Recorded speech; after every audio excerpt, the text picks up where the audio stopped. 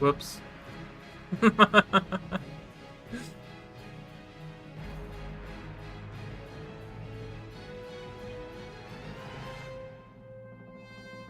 The cat's out of the bag.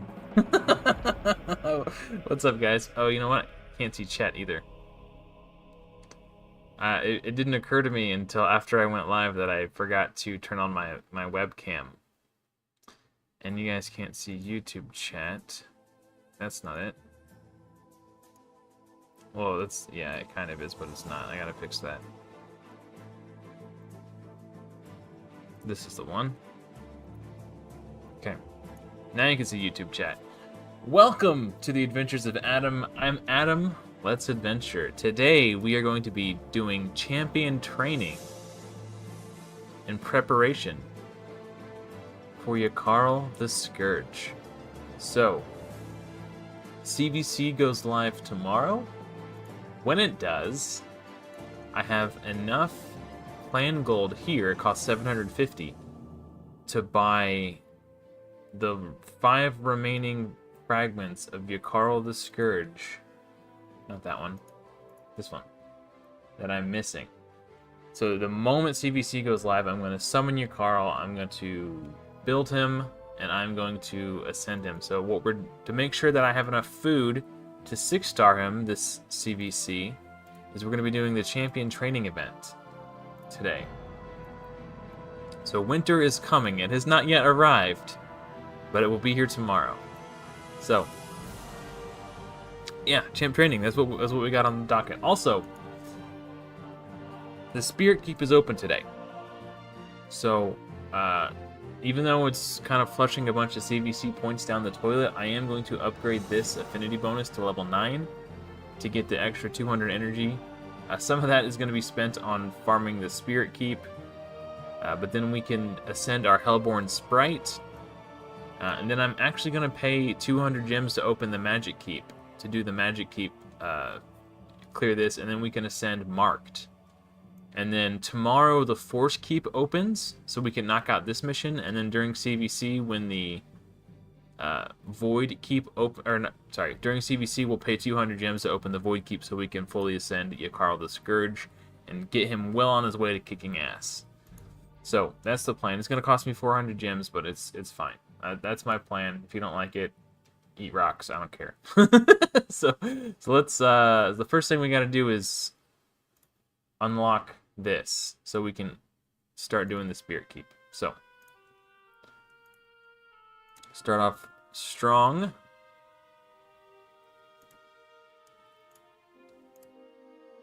And let's go. I do need the heal reduction. I was trying to think if there's anything I could do to get food in here. It's fine. Spirit Keep is kind of tricky because she heals herself. I want to make sure that I've got enough damage. Like if my Cold Heart dies and Drexar can't finish the boss, then it's annoying. So we're just gonna do it like this. Also, happy Father's Day to all the fathers out there. I was awakened this morning by my daughter handing me this.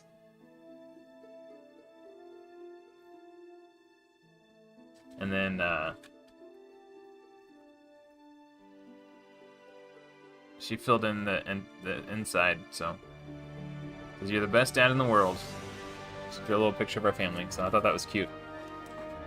And then we took her to the splash park here in town.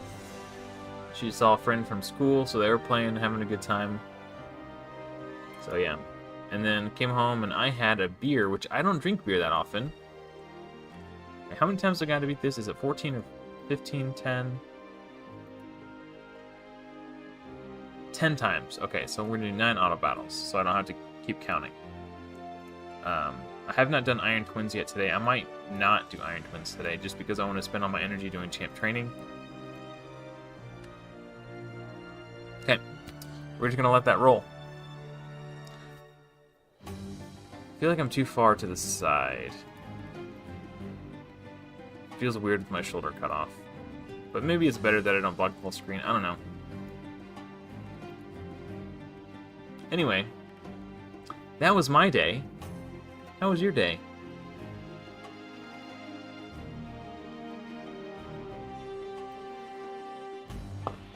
I had a Stella Artois.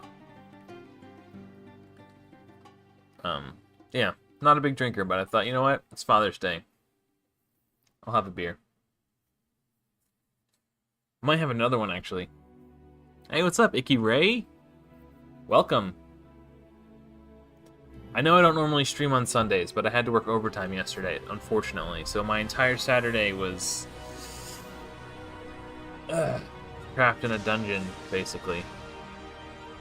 I will say this new thermos that I got, or whatever you want to call it, it's a gallon jug. I was skeptical. It's cautiously optimistic that it would do what I needed it to do, because there's no air conditioning at work where I work. It gets hot. It's 90 degrees inside all week. This thing kicks ass. I don't know if you can hear that ice in there. There's still ice in it from yesterday. Didn't melt. Playing Destiny. I've never played Destiny. I hear a lot of people talk about it, though. Oh, you're welcome to lurk. I'm just glad to have you here. I've always said that my content makes best for second monitor content. Just kind of like background noise, so...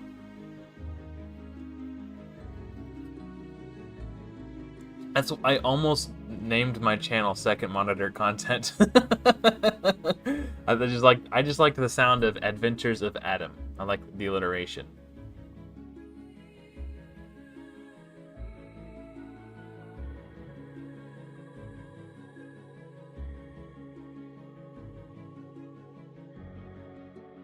Yeah.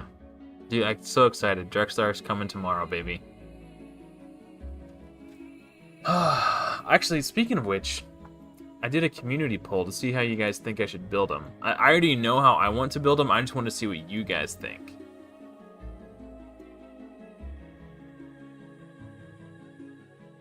Jeez. It's a lot of DLCs, man.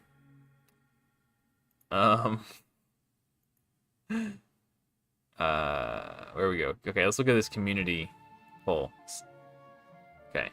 Also, this one, I haven't really touched on. Okay, we'll look at both of them. Let me get this on screen, and then we gotta do this. So, slide to the left. Cha-cha real smooth. Okay. Yeah. I hate that feature sometimes. Okay, so this was, I have to ascend a Force Affinity champion to the 6th star of Ascension. So 9 days ago I put out this poll. These were the 4 that I had narrowed it down to. This guy is actually a badass. He does an ally protect and like a 3 random hit provoke. So he's doing provoke, ally protection. Excuse me. This guy is good if Ironclad. If he's very synergy dependent though, and there aren't really any good healers in the Orcs faction, so I would have to build him in regen, and then hope that he doesn't take any damage. You know, I would need to protect him with like stun sets and provokes and whatever. But the Orcs faction just really sucks. Dude, this guy looks really cool. This guy is a Faction Wars beast, but this guy is going to be. I'm going to make use. Actually, I've already 6-starred him.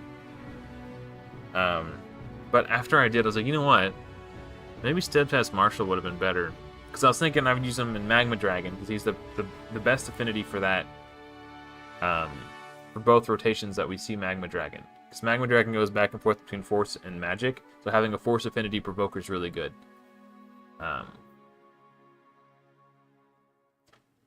But for Hydra, Steadfast Marshal would be better because he's Void. Assuming you can keep Steadfast Marshal at high HP, because his provoke only works if Steadfast Marshal has more HP than the target. So if you can't keep him healed up, then he won't provoke. But the fact that he's Void means like... Because the problem with the Force Affinity provoke champion for Hydra is sometimes the Head of Torment is Spirit Affinity, and then you weak hit. But if I can get an extra provoker beyond Drexthar, provoke the Head of Decay, then I can put a burn on the head of... Oh, what's it called? The one that does the poison cloud effect. I think if you put HP burn on them, they don't poison. I don't remember. I don't remember the mechanics, but having an extra provoker will help because then I can. I'll look at it in a minute. Actually, no, I can't because I used all my Hydra keys. It's the fact that you can't look at the boss mechanics if you used all your keys is really stupid. But I've already 6-starred him. And then about Yakarl the Scourge, I wrote, I'll be summoning Yakarl the Scourge this CVC. How do you think I should build on maximum damage or high speed, accuracy, and HP? Majority vote in favor of this. I did a maximum damage test with him on my old account, and I was less than impressed. I mean, it was decent, but it was less than my Foley. My Foley isn't booked, but my Foley is fully awakened, so he gets more attack, he gets more crit damage. So, you know, but it was still like 20% more damage, 20 to 30% more damage. So, like, it was fine. He would probably be good for my account, this Raise Only Plus as a nuker. But I think what I want to do is build him for full CC. So he's just going to be a crowd controlling machine. I'll still use him in Live Arena for crowd control. And then just, you know, use Dark Elhain and Yannicka when I get her as my damage dealers. Until I get Yannicka, I'll be using Soulbond Bellier as a damage dealer.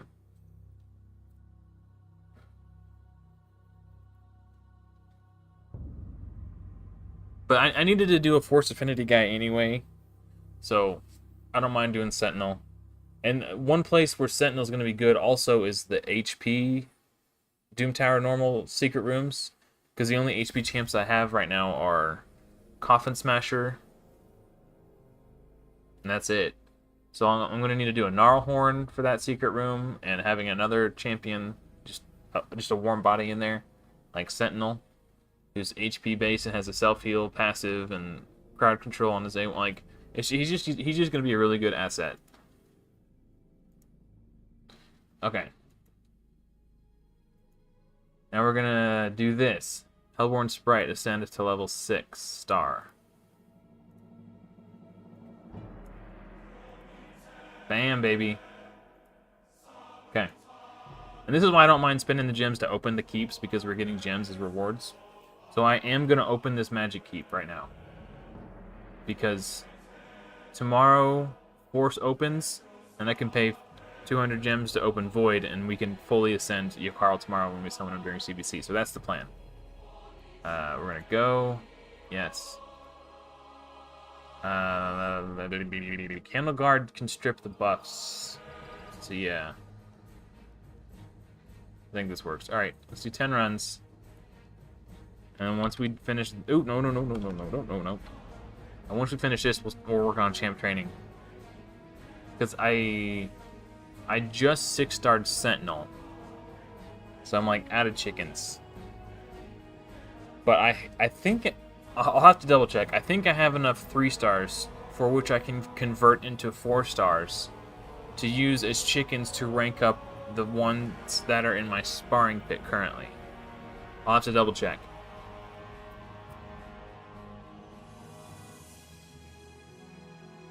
But yeah, because there's a dedicated champion training event happening right now, I'm gonna focus on doing campaign just because it's worth more champ training points. But when there's not a champ training event, I'm just gonna use Drexlar to solo Dragon 20 to pump out as much food as I can and still like farm gear at the same time. I think that's gonna massively increase my Candle Guard stole the shield. Look at that big shield on her. How cool is that?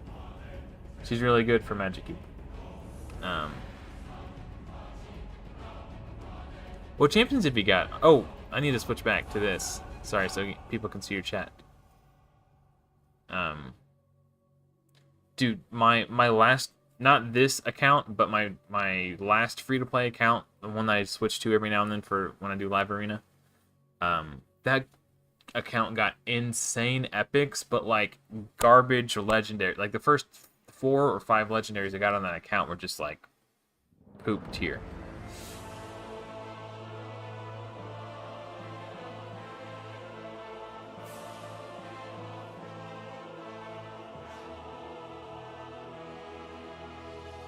Dude, I got my new speaker too, by the way. I was worried that it would be too loud and it would feed back into the microphone.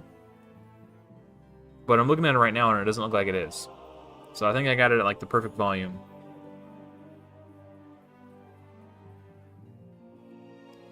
Dude! A Seeker and 2 Man-Eaters already? Bro. You got Clan Boss down. That's insane. I've pulled a Man-Eater on this account, but I use him as a chicken. Because he doesn't fall within the parameters of my challenge. I felt dirty doing it, but, you know. And I've pulled 2 Fanes, and I've used both as chickens, too. I've pulled Stagnite was one of my first epics. I've pulled some good epics on this account, too. But, you know, rules are rules. You know what? They tasted good.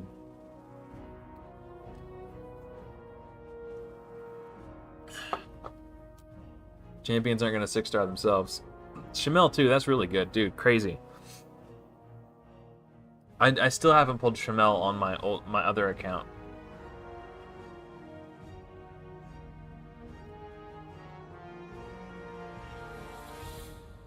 I'm not familiar with Shuzen, though. But Ugo's nice as well. I don't know if I said that or not. I'll have to look at Shuzen. It sounds like a Shadowkin. The 2 Man-Eaters and a Seeker. That is so good, man.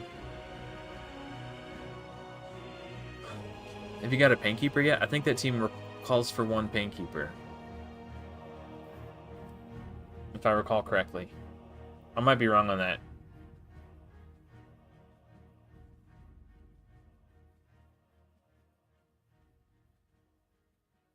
Yeah.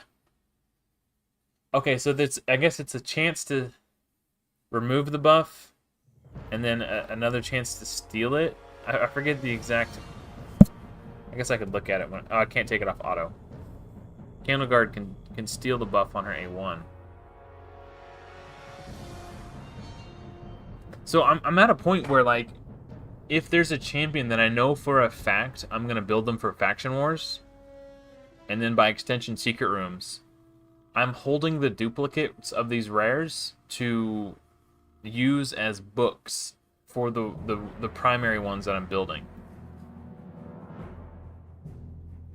I think that's going to be the most efficient way to book some, because there's just so damn many of them. How else am I going to get all these guys booked? I might get to a point where I start using legendary books on them if I can start clearing Ultra Nightmare, which would freak a lot of people out, but you know. There's only so many legendaries on this account that I'll be able to use. But I am my reserve of legendary books is starting to drop. Well, not starting to drop. I think I've gotten it back up to where it was since I booked Drexthar, but now I'm about to get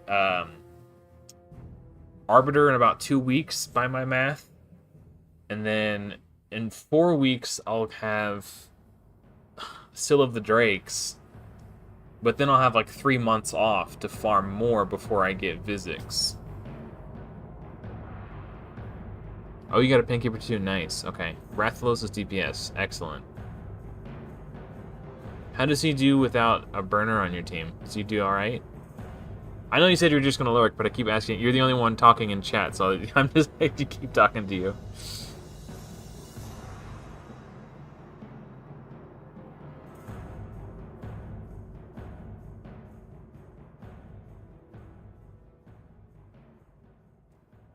Man, Arbiter's going to be big. I'm excited. I think with Arbiter, I'll be able to speed up my Fire Knight 20 runs. So because she does the increase attack, I'm going to try to take out...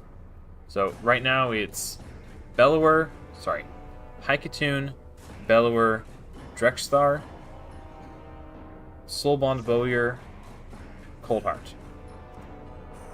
I'm going to take out Bellower and replace him with Yakarl the Scourge, so that'll give me more turn meter and decreased speed for the boss. I'm going to take out Haikatoon and replace her with Arbiter, and then Drexthar is going to come out, and he's going to be replaced by War Maiden. So It's basically going to be Arbiter, Yakarl the Scourge, War Maiden, Soulbond, Coldheart. That's going to be my... Hopefully that'll work out as my new Fire Knight team. Because Arbiter also does the big version of Weaken on our A1, which means my Heartseekers will hit harder, like my Soulbond will hit harder, like Yakarl the Scourge can do reasonable damage. I want to build him with high speed and high accuracy, but I'll get him in crit rate gloves if I can, just so he does a little bit more damage. But I'm hoping with the increased attack from Arbiter, it'll speed up the waves significantly. And because Yakarl is such a premium CC champion, I won't need Drexlar and Bellower. Because like Drexlar is great, but he's not built for damage, so he's kind of slowing down my runs. So I'll be really excited. Oh, okay. I mean, Rathalos isn't bad. Even like, you know, he's just a solid hitter, and he does the decreased defense. He'll probably, I mean, until you pull like a Feign or what's the other one? Oh no, Anax probably won't work because of his passive. Yeah, so Feign until you get like a Feign or something. I'm sure Rathalos will do fine. I mean, it's really hard not to 2-key Ultra Nightmare if you have Man-Eater, especially if you have the double Man-Eater team where you're going on a 2-1. I would be surprised if you couldn't at least 2-key it with like any damage dealer on your team, really.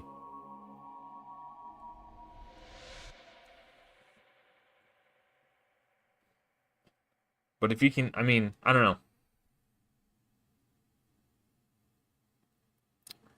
This is going to sound a little ghetto, but back in the olden days, in the before times, there was a content creator for Raid called, his channel is called BGE, which stood for Bionic Gaming Entertainment. He has since been shunned by Plarium. He made a whoopsie and he lost his content creator status, official content creator status. Hey, Lishi. Yeah, this is live. Welcome. Yep, you caught me live. We are doing champion training to get enough food to 6-star Yakarl the Scourge because I'm going to summon him tomorrow during CVC. But in the meantime, I'm working on my Arbiter missions. My sister-in-law, her name is Alicia, but she goes by Lishi. That's who your name reminds me of. In the olden days, yeah. The before times when Bionic still made Raid Shadow Legends content. Oh, that I got distracted, yeah. Thank you for reminding me. He used Dark Aethel as one of his damage dealers on his Man-Eater team because she had an all battles attack aura and an A1 decreased defense. That's all he needed her for, and she did the job for him in that regard.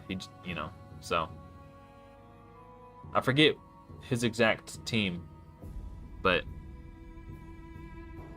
seemed to work for him.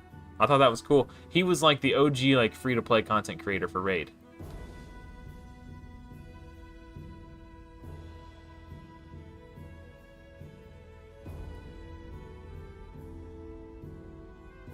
Yeah, that makes sense, Ray. Okay, cool.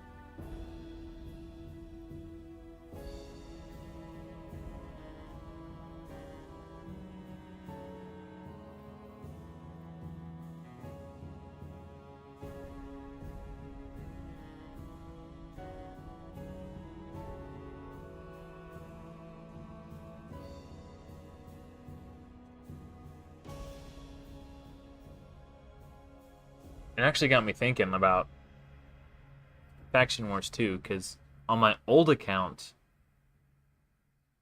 I was struggling to beat the boss before, like, I couldn't do enough damage to him before he killed somebody else, before Gorgorab would get back to his cooldown, and then everyone else would die.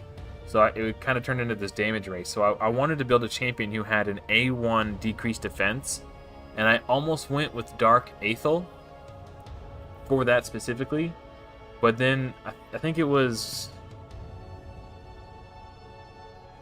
I forget who it was. But there was another one. Defiled Sinner was his name. Who had a slightly higher chance to place the decreased defense on his A1. So I went with him instead, and then I beat it.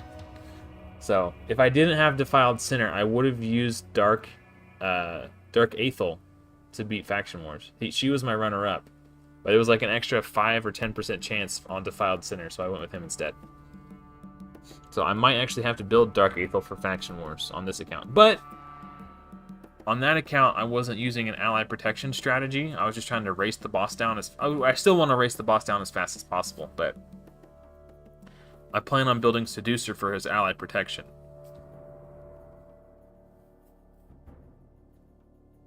So that'll cut the boss's damage in half. Unless he targets Seducer, I guess. But then you put everyone else on Guardian, and then it matters less.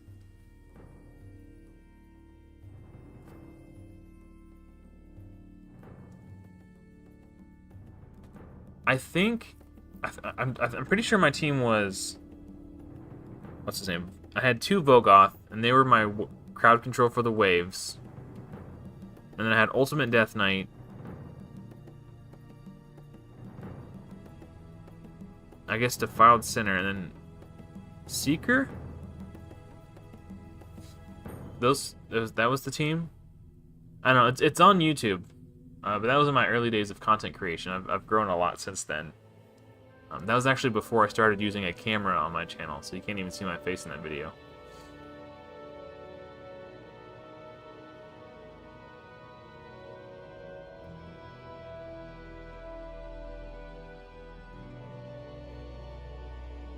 Oh, no, I had Husk, too. I must have taken out one of the Vogoth at one point. Because I know I was using Husk as a damage dealer, too. Yeah, I don't remember my exact team.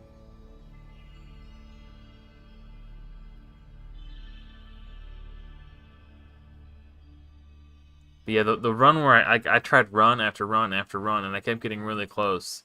And eventually, I got, like, the perfect run where the boss was trying to target somebody, and Ultimate Death Knight's passive triggered and saved that person, but also didn't do enough damage to Ultimate Death Knight to kill him.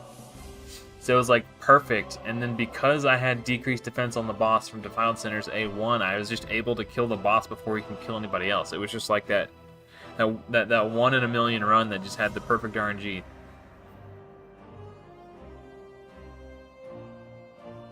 I'm definitely going to be using Dark Elhain.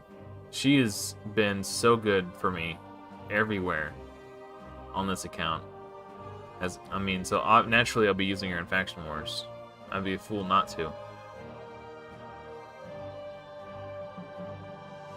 So if I'm bringing Seducer in for the I need Temptress on the team too to get ally protection. So that's 2 slots spoken for. And Dark Elhain. I don't know who the others are going to be yet. It's possible. I'm already going to have Frozen Banshee in a Guardian set because she's on my Clan Boss team. But I don't know. That's something I have to definitely figure out before I get there. Or while I'm getting there. I think Undead Hordes is actually currently one of my best factions. Because I've got Dark Elhain, Gravechill Killer, and Frozen Banshee all built.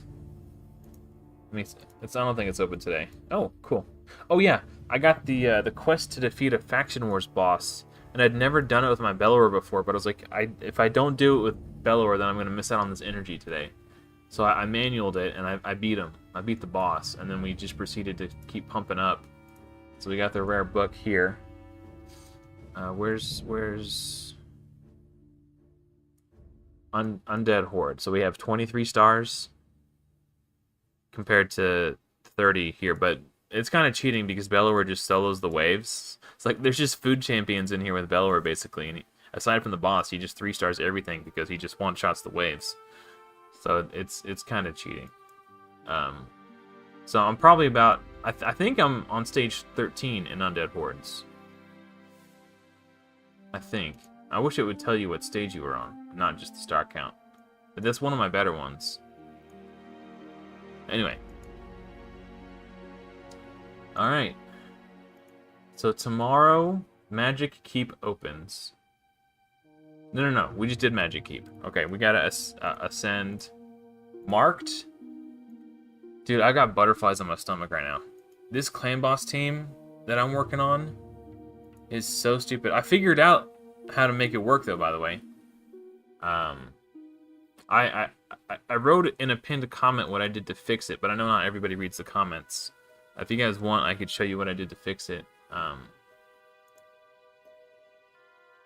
Okay, so tomorrow the Force Keep opens.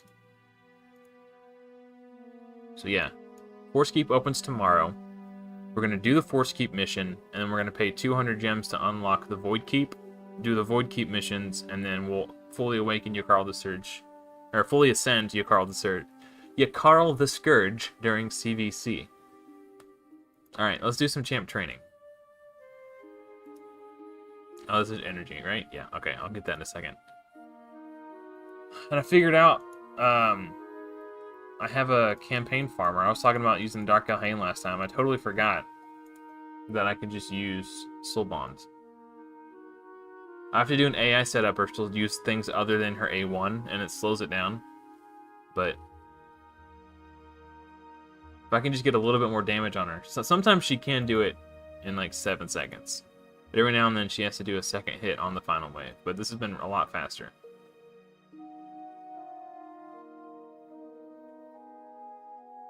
Also, I guess I can show you, but it's kind of hard. I'd have to post a screenshot to Discord or something. But right now, so Raid Shadow Legends is occupying my first monitor. And then on my second monitor, I'm monitoring chat. I'm monitoring my OBS to make sure, like, you know, like my face isn't blocking anything or whatever. And also, if I get disconnected, I have to keep an eye on it to make sure I don't get disconnected. And then also, so I've got 3 windows open, and also next to my OBS, I have like my YouTube Studio open, so I can monitor like how many people are watching and all that stuff.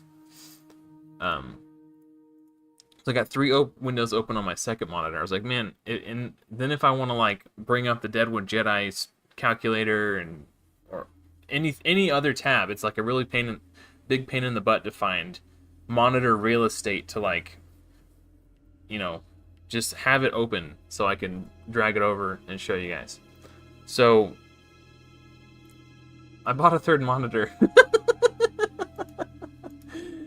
I put my YouTube earnings to use. I figured I would invest the money I've made off YouTube into, you know, things I need to improve the quality of the content I make. It seemed like a good investment. But it should arrive. It was supposed to arrive today. I got the adapter. It's a, what is it? DP to HDMI adapter, because I only have one HDMI input into my graphics card, and the rest are DisplayPort. So I had to get an adapter. The adapter arrived today. I'm like, what the hell am I supposed to do with this? I don't have my monitor yet. So I get the monitor tomorrow. I'm gonna have to figure out where I'm gonna put it, because I've already got, like, so it's monitor 1 is here, monitor 2 is here, and then my PC is sitting right here. So that's the PC. But I have another section of desk that I didn't assemble. My desk is a 2-tier desk. So I'm going to have to move the PC back this way and then put the second, you know, the final part of my desk. It's going to reach its final form and assemble that. And once that's assembled, I'll have the shelf that my monitors are on will be extended, and I'll have room for the third one. But then rather than using this as my primary monitor, I'm going to have to use this as my primary monitor, so I can have the you know, instead of like this, and this, it'll be here, here, and here. I guess you can't really see what I'm saying, but like, I'm going to have to readjust my brain to, like, zzz, you know, and then, I don't know.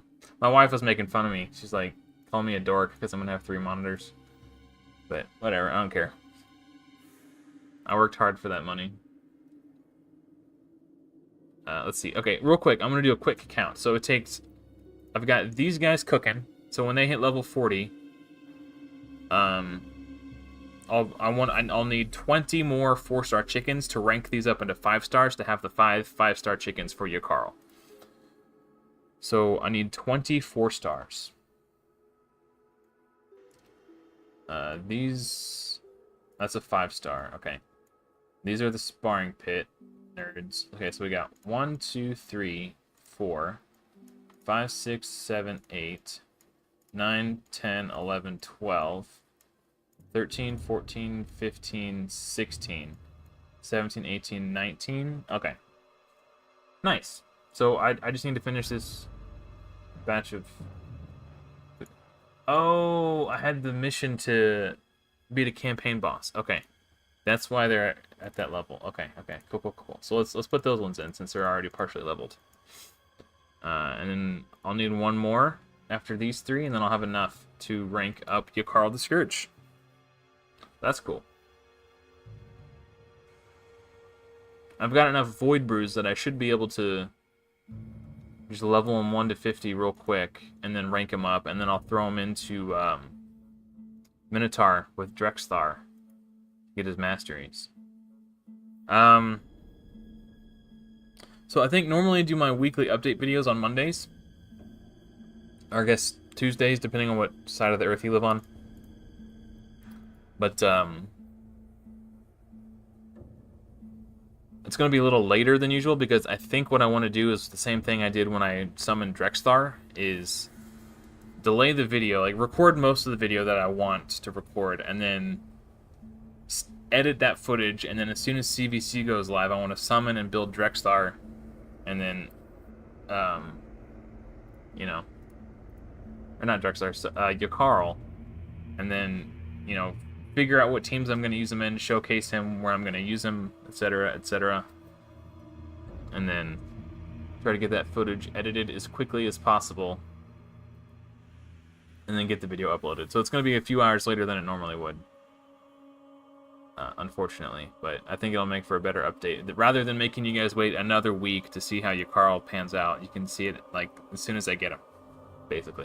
I thought about doing a weekly update tonight and then live streaming the building of Yakarl and stuff, which I don't know.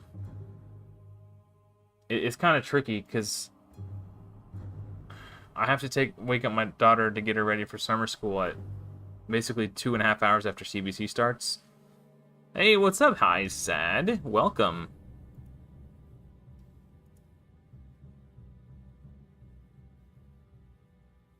Velar Morgulis. I don't know what that means. Is that Latin? That looks like Latin. I don't know what that means. Let's see if we can beat this Torment.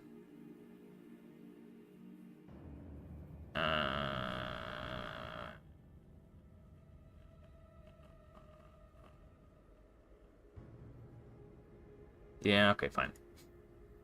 I'm worried about these two being squishy. Also, she just got frozen, so that's annoying.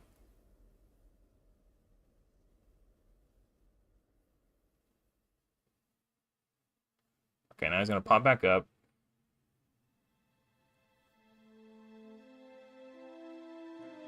Wait, what? How did he counterattack if he was frozen? Oh, whatever, I killed him. Cool.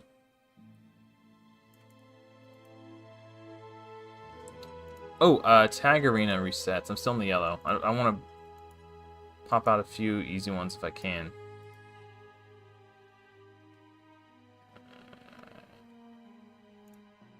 Okay.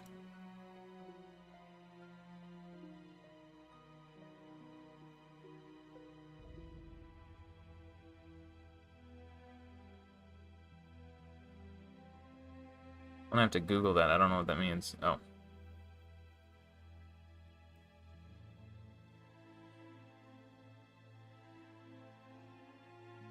Oh, yeah, I haven't watched Game of Thrones in, like, forever. I just, you know, I get Yakarl tomorrow, so I was excited, and it just seemed like a cool title for a live stream. And I didn't watch season 6 or 7, because I knew they were going to be bad based on how season 5 ended, so I didn't even put myself through the torture.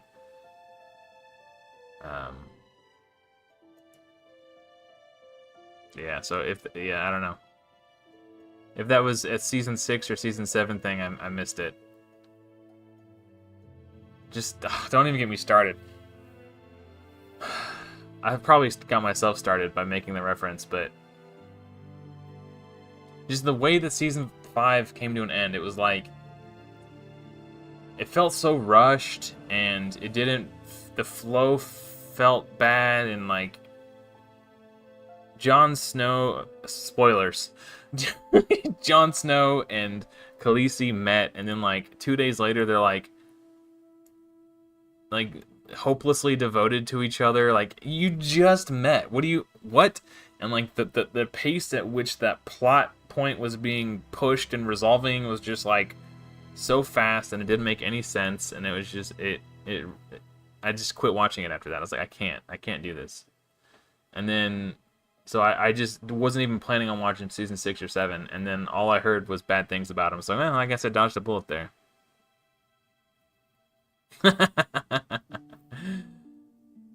Is House of Dragons good? I haven't given it a chance because of how sour I was about how things went with Game of Thrones. If you say it's good, then I'll watch it. But yeah, I watched season 1 like 8 years ago, so I don't, you know, like it's been a long time. I have the first 4 seasons on Blu-ray. I'll have to watch them again. It's just hard to watch them when you have kids, you know. It's like it's not exactly something you could just put on whenever you like. There's a lot of murder and boobs, you know, so it makes it tough to watch Game of Thrones. Okay, if you say it's good, I'll take your word for it. Because I was looking for something that I just watched. What's it called? Black Sails, the pirate show. It just came to Netflix. I think it was a Starz original. But yeah, I just finished Black Sails, and I'm looking for something else to watch. And I was trolling through Amazon, and I saw House of Dragon. I was like, okay, because I was gonna download Rings. I know there's a lot of people who are hating on Rings of Power, and if you're a fan of the original source material and it betrays that, I could see why you wouldn't like it. But guess what? I've never read Lord of the Rings. I don't know the original source material, so as a know-nothing pleb, I find it entertaining. So deal with it. Yeah. You know, as someone who doesn't feel betrayed because I don't know the original source material, I'm finding it rather entertaining. And that's probably who the target audience is. There are more people in this world who haven't read it than have read it. I guarantee you that. So they don't care if they piss off the keyboard warriors who want to actually, according to the original lore, like, I don't care. It is what it is, and I'm enjoying it for what it is. But it wouldn't let me. I've already watched season 1, and it wouldn't let me download season 2 onto my phone for some reason. So I was like, well, I can't watch it if I can't. I'm not going to watch it at home. I'd rather take it to work and watch it in my downtime at work.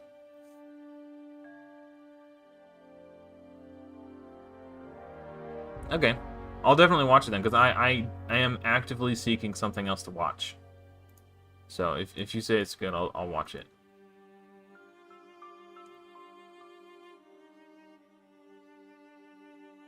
Like, I kind of just randomly downloaded Black Sails on a whim. I was like, oh, I don't have anything to watch at work today.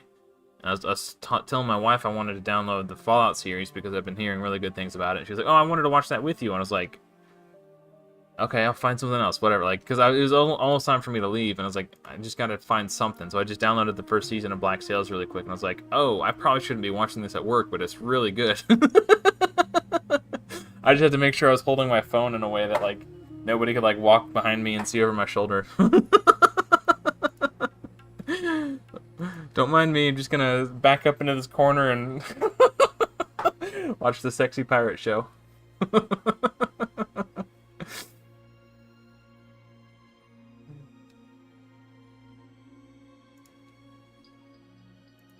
Yeah, it was pretty good. I liked it. I was thoroughly entertained.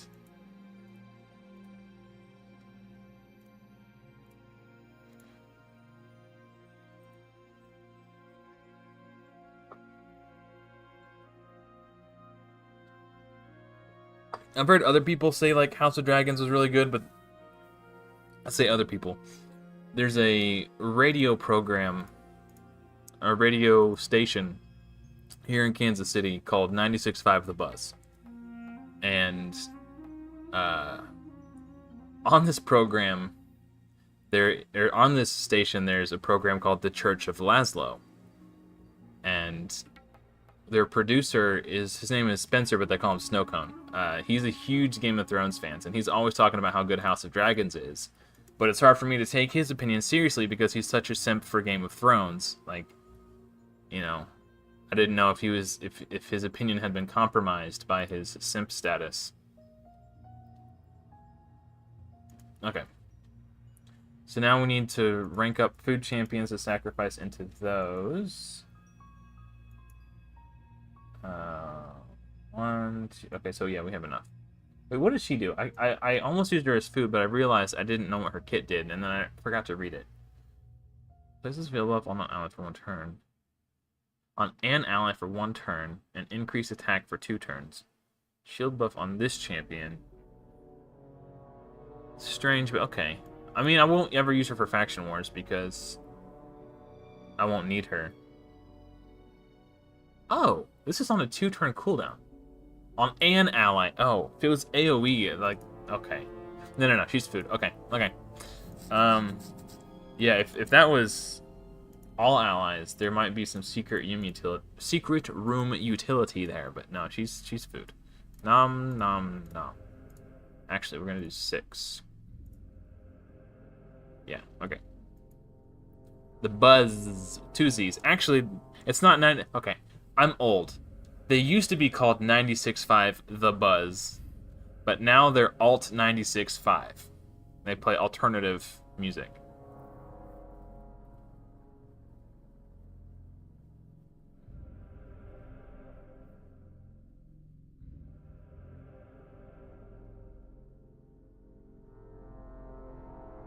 I'm assuming there's a character limit. Okay.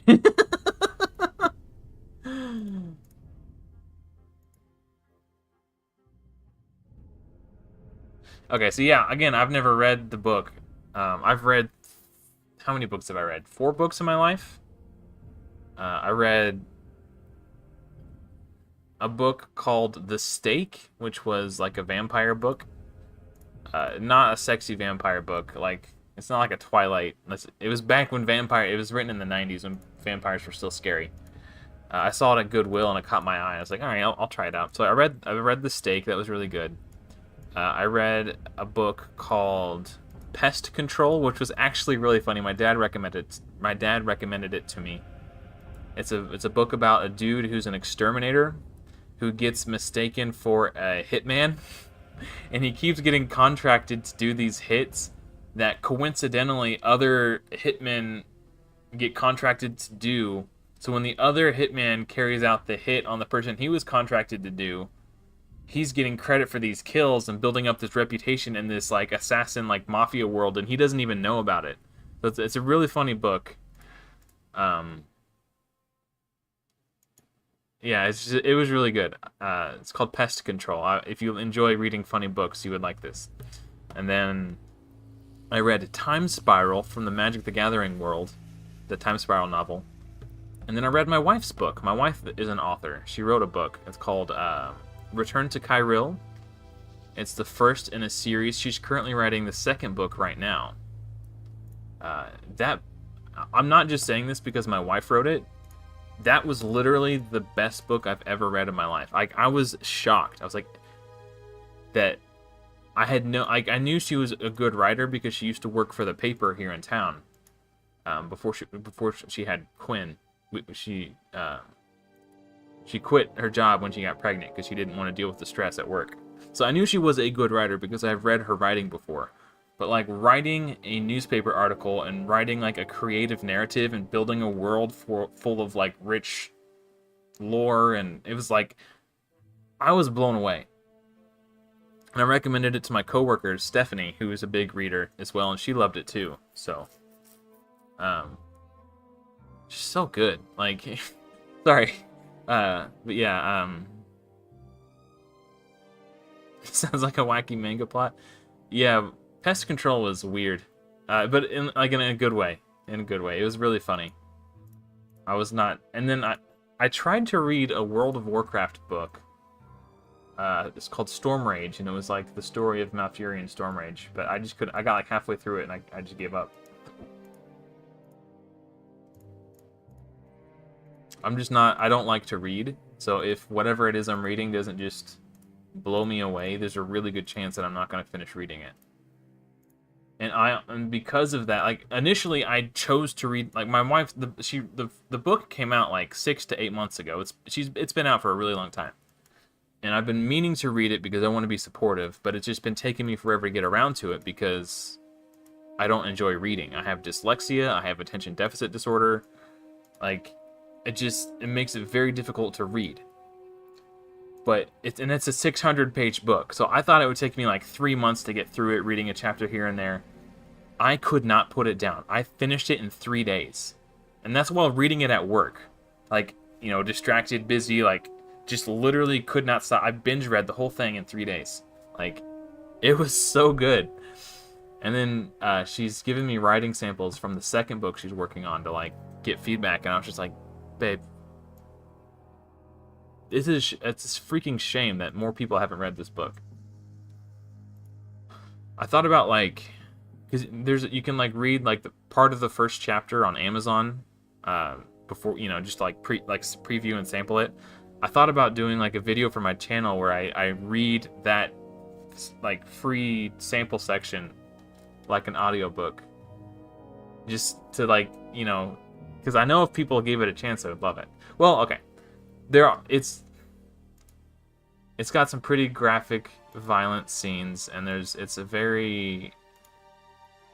She didn't pull any punches, we'll put it that way. And there's some very graphically written romance scenes, which to me personally, I'm not offended by that stuff, but some people might be. What? Why did it... Oh, it's Live Arena. Okay, I'm in the same rank in Live as I am in Bronze. Okay, that threw me off. I haven't done any...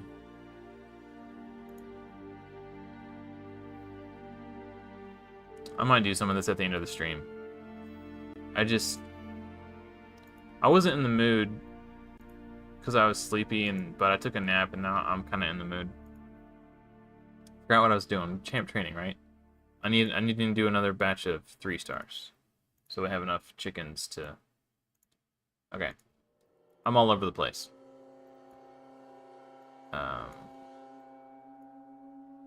But now I don't have enough to rank these ones up. Okay, that's fine. So we'll make enough to rank these ones up. Oh, we went 12-3 for these. Okay. Yeah. So... yeah, I don't know.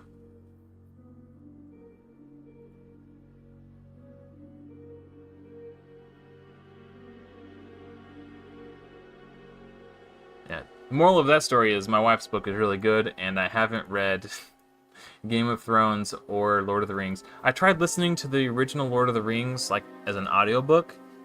I found a free one on Spotify, and I was listening to it, and I didn't like the guy who was reading it. His voice got on my nerves. And then, like, not severely, but just enough to, like, okay, dude. But then, once they got to, like, the Tom Bombadil part of the book, the voice that what do you call him? The voiceover, the person who was reading the audiobook, reading the book, the voice that he did for Tom Bombadil, like, he did this weird voice, and I was like, I can't do this. So I stopped listening to it. It was too much. I couldn't get past it. So I was like, why would you do that? I don't know. I couldn't do it.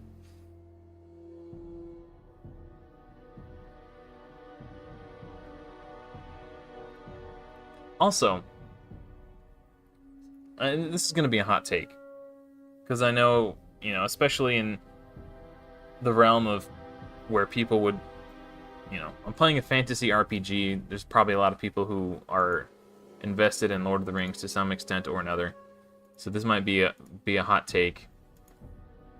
But I don't really care that there's people of color represented by races in which Tolkien didn't have people of color. Like the main actor in Rings of Power, like the dark skinned, I don't know the actor's name. The main elf. He is such a damn good actor. Let me hold on. Like he wouldn't even need to have lines because his facial expressions are so emotive that you know exactly what's going on. Like he could just his character could have been mute, but this dude is such a good actor it wouldn't have even mattered. It's Power cast. I'm gonna see who this guy is. I forget I don't know his name. Hold on, we'll find it in a second. Let me rank these guys up. So I've been thoroughly enjoying Rings of Power. I really liked the first season, but I saw it getting a lot of hate on the internet because it was like, you know, it wasn't true to the original. Like, okay, nobody cares. Just shut up and watch it. It's TV, right? It's like, I don't know. Let me find this guy. Cast. It's not showing me. Oh, show more. Okay, this guy. Oh my gosh. Hold on. This guy right here. He is such a good actor. Look at those eyes, man. They're piercing into your soul. Like, this dude is such a good actor. Like, if he doesn't get some awards, I don't know. Like, I was blown away by how good his performance was. Like, you can't watch that and tell me it's a bad show. Like, I'm sorry, I won't hear it. Well, I think what we're experiencing is a vocal minority because they're still making the show, which means people are watching it, and it won a ton of Emmys, or it was nominated. At the very least, it was nominated for a ton of Emmys. So, I think what the internet being an outrage is, I think it's just a small, focused minority of people who want everyone else to know that they are cool enough to have read the books. That's what I think. I think it's just hipsters wanting to let everyone know how much they know about Tolkien.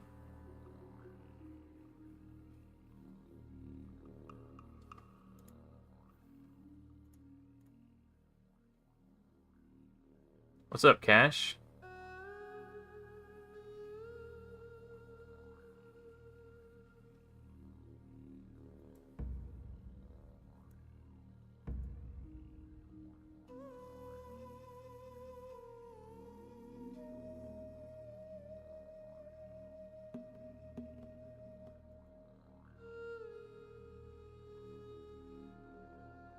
I'm not sure what... I think you missed a word there.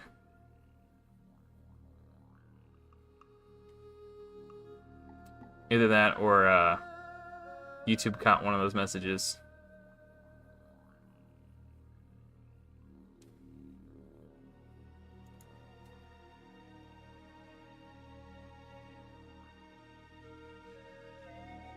Yeah, I don't necessarily think it's that people were saying that the show wasn't as good as the book, because yeah, books are always better just because of the detail they can go into.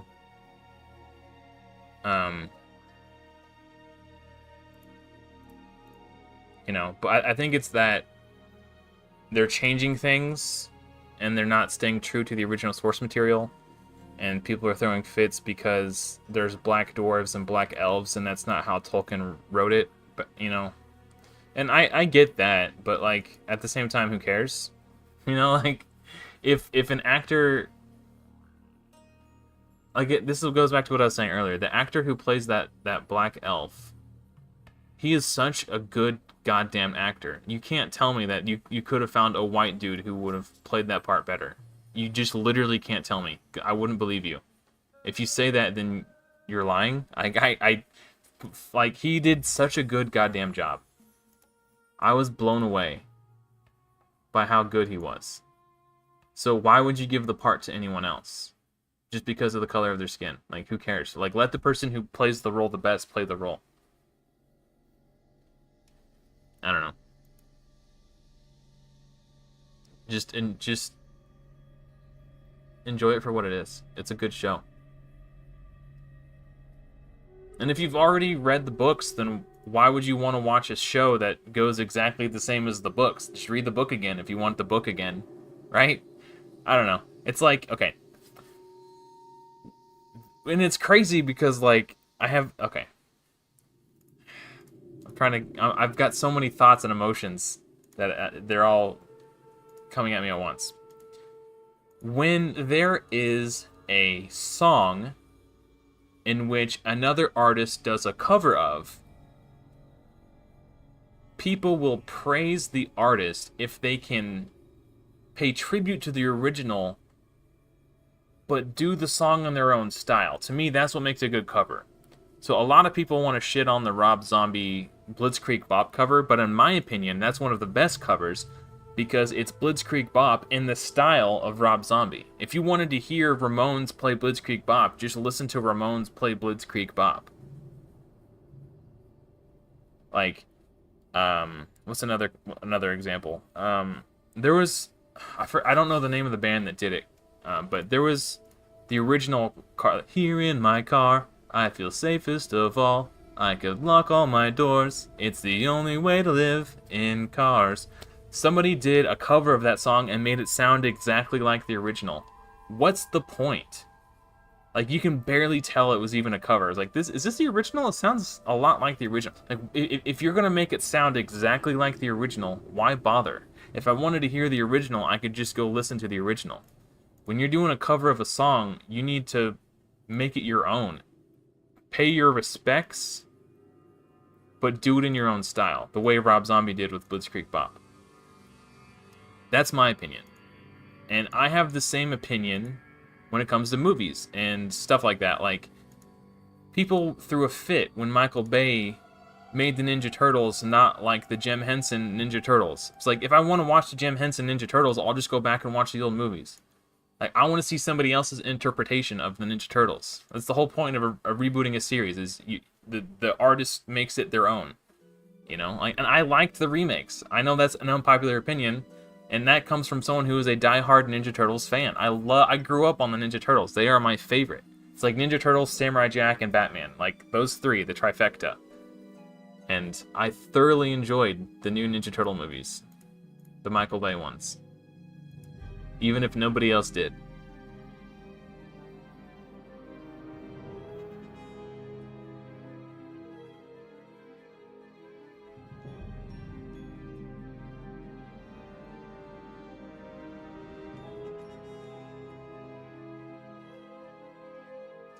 My viewer count is going down. I knew that was going to be a hot take, but I don't care. That's how I feel. It might just also be a coincidence, but I really don't care. That's how I feel about it. Like, why? Like, if you just wanted to experience the book, just go read the book, you know? I don't know.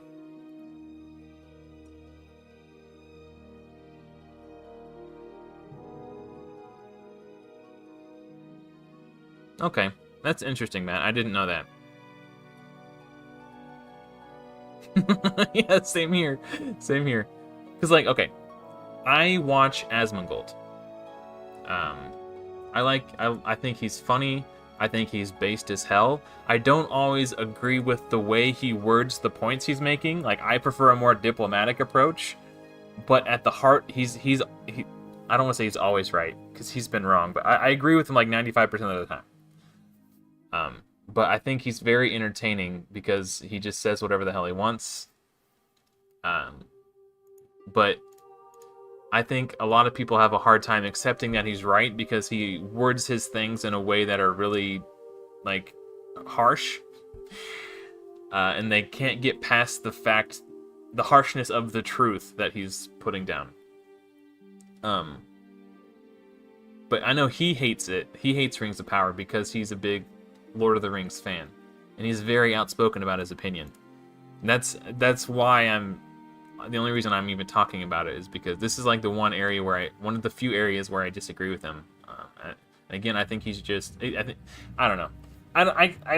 Look, I can't see into his head. I don't know why he's hating on it, but I suspect that he's just wants everyone to know that he read the books, and I think that's where most people are coming from.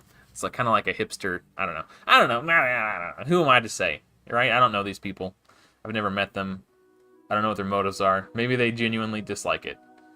But I think a lot of it is artificial outrage.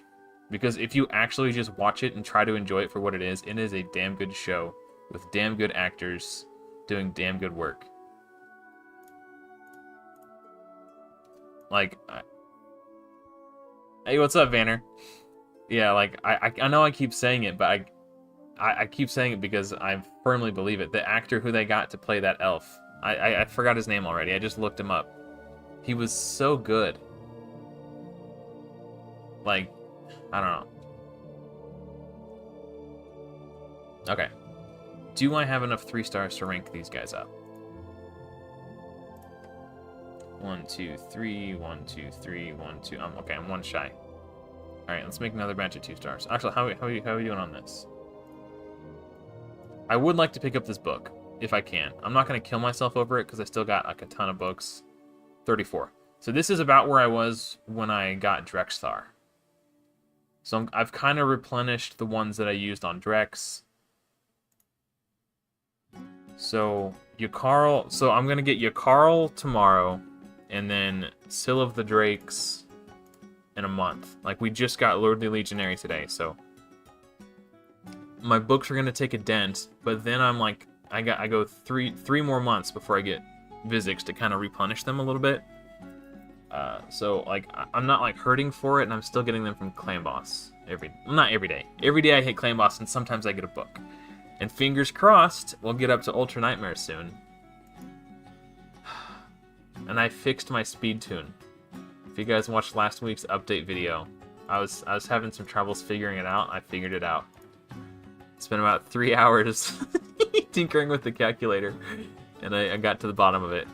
Like, all the problems that I was having, all the weird RNG, not an issue anymore. If you guys want, I can show you. Or I might show you anyway when I run out of energy, and if Live Arena's not open by then. I'm just looking for a way to kill time. But I'll show you how I came over it and conquered it. Made it call me daddy.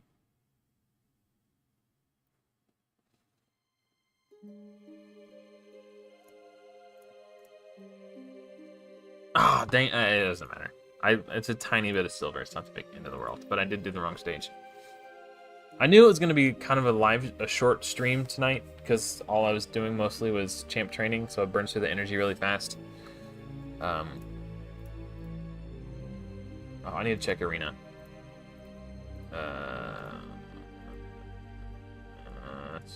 What a rude person.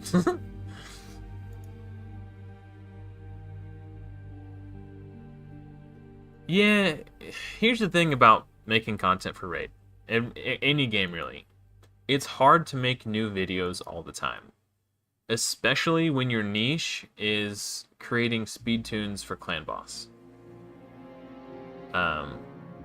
That's, like, how, that's what got him big. And that's what his audience wants to see. If you do anything outside of what your niche is, it's difficult to find success in that.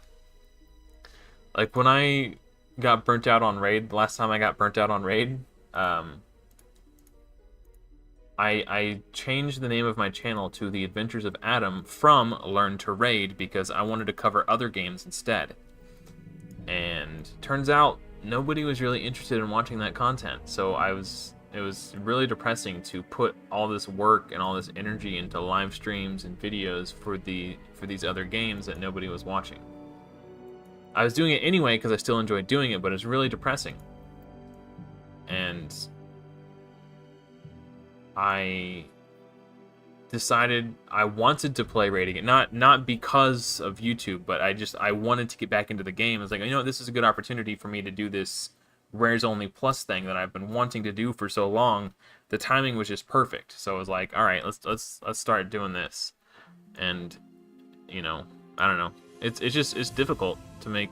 Like, when you look at Ash's channel, it blows me away how he's managed to make this many videos for this many years. Like, Ash is hustling, dude. Like, no one can say that he doesn't deserve to be where he's at. Like, it's so much work And he's been killing it, dude. So good for... I'm, like, really happy for Ash. Because he's... I think he's probably the hardest working content creator in the raid scene.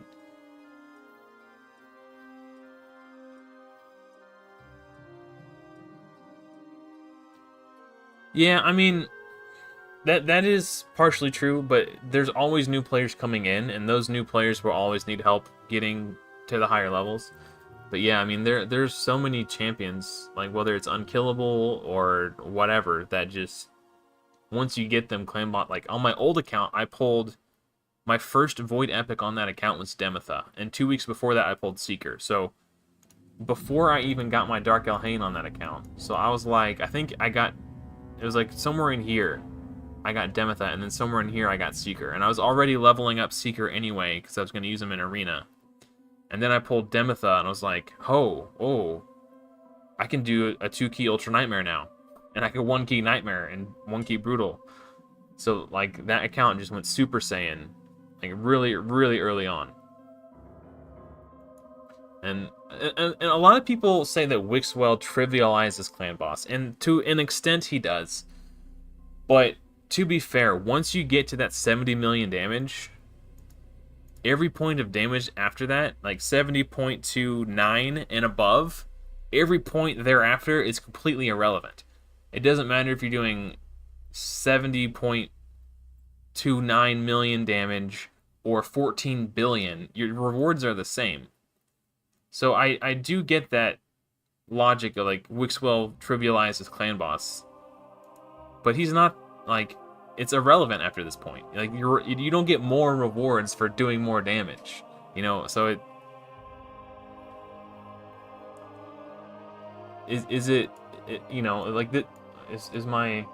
so this is my other account. Like 100 like Unfussable right here, or now let's use this guy as an example. Whoever this is. So yeah, he's using a Wixwell team and he did 264 million damage.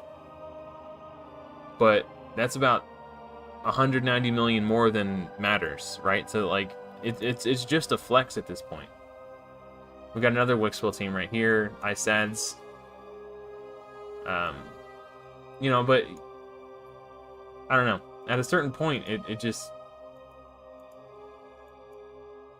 So these guys right here, like they're getting the same rewards. Oh, okay, these had to use 3 keys, but like this guy and this guy are barely getting that 1 key, and they're getting the exact same rewards as this guy. So, like, does it really matter? You know? That is a good point, too. But if you can do Ultra Nightmare, you need to find a clan who can kill Ultra Nightmare. Yeah, I guess... yeah, I said got some bad RNG or something. Oh, yeah. It's probably getting a crit on somebody early on. You never know. It's... yeah. But yeah, I don't know. Yeah, okay. Well, I'm out of energy, and Live Arena doesn't start for another 40 minutes. So let me show you. Let me stall. Bring up the Deadwood Jedi calculator, and I'll show you guys what I did to fix my speed tune. I'm gonna scooch over just a little bit. Okay. All right. So. Put Haikutune in, and she is 235, I think. Look at, don't forget the aura.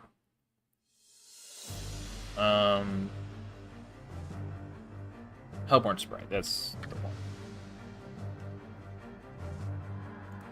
I'll put her in at her old speed first, so I can show you guys what I did.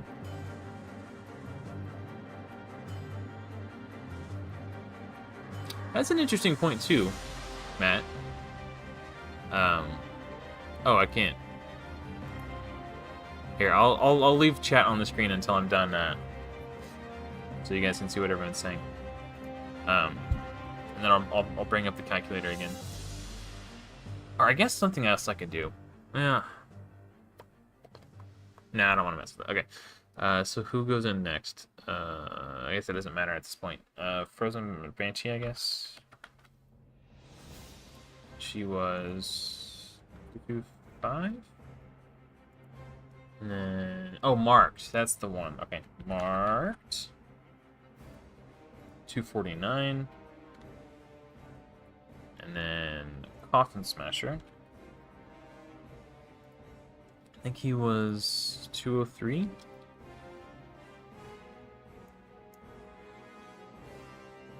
Oh, right, I gotta do the delays. Perfect. Yeah, okay. Alright. Okay. So this is what it was before. So the issues I was running into is Haikatune takes her turn right here, and then the increased defense buff falls off, which would likely make her the stun target. So I needed to figure out a way to solve that problem. So I found that if I bring Hellborn Sprite up to 190, it bumps Haikatune off this turn and then down to here. So she's not taking that turn where the increased defense falls off until here now. So that fixed it on... You can see the block debuffs comes out right here for the stun, and we're protected for the second AoE, right? And when I switch to Spirit, though... Oh, it still works. But the problem is, now Hellborn Sprite is taking the stun, which is bad because it messes up her cooldown. So what I found that I can do is put this on a 4-turn delay. So she'll just A1... Okay, hold on. A1, A1, A1. Take the stun here. Because of the masteries I've taken on everybody, it will help guide the stun onto Hellborn Sprite. This turn will be skipped because she's stunned, and then she uses her A3 right here. And then it syncs on turn 7. So by increasing Hellborn Sprite's speed to 190, and delaying her... Just open the A1, A1, A1 instead of just A1, A3, I solved the speed tune. I got it figured out. No more ghetto RNG, like... praying to RNGesus for the lasting gifts RNG. I got it figured out. So this is so exciting. And also, I'll show you guys, I've been working on the thumbnail for when I do the video on this team. It's still a work in progress, but I think it's not finished yet, obviously. But this is what I got so far. I want something that looks like epic, and I don't know. That's where I'm leaning right now, the direction I'm leaning. But I don't know. It just doesn't quite do it for me. It's close. I don't know. But yeah, when I do the video, so now that they're fully ascended, I can actually gear them. Where'd they go? Here. Dude, I'm so nervous. I have a pit in my stomach. Like, if it doesn't work, it's not the end of the world. Like, I could just wait until I get better gear or better champions like Dark Kale, like stuff like that.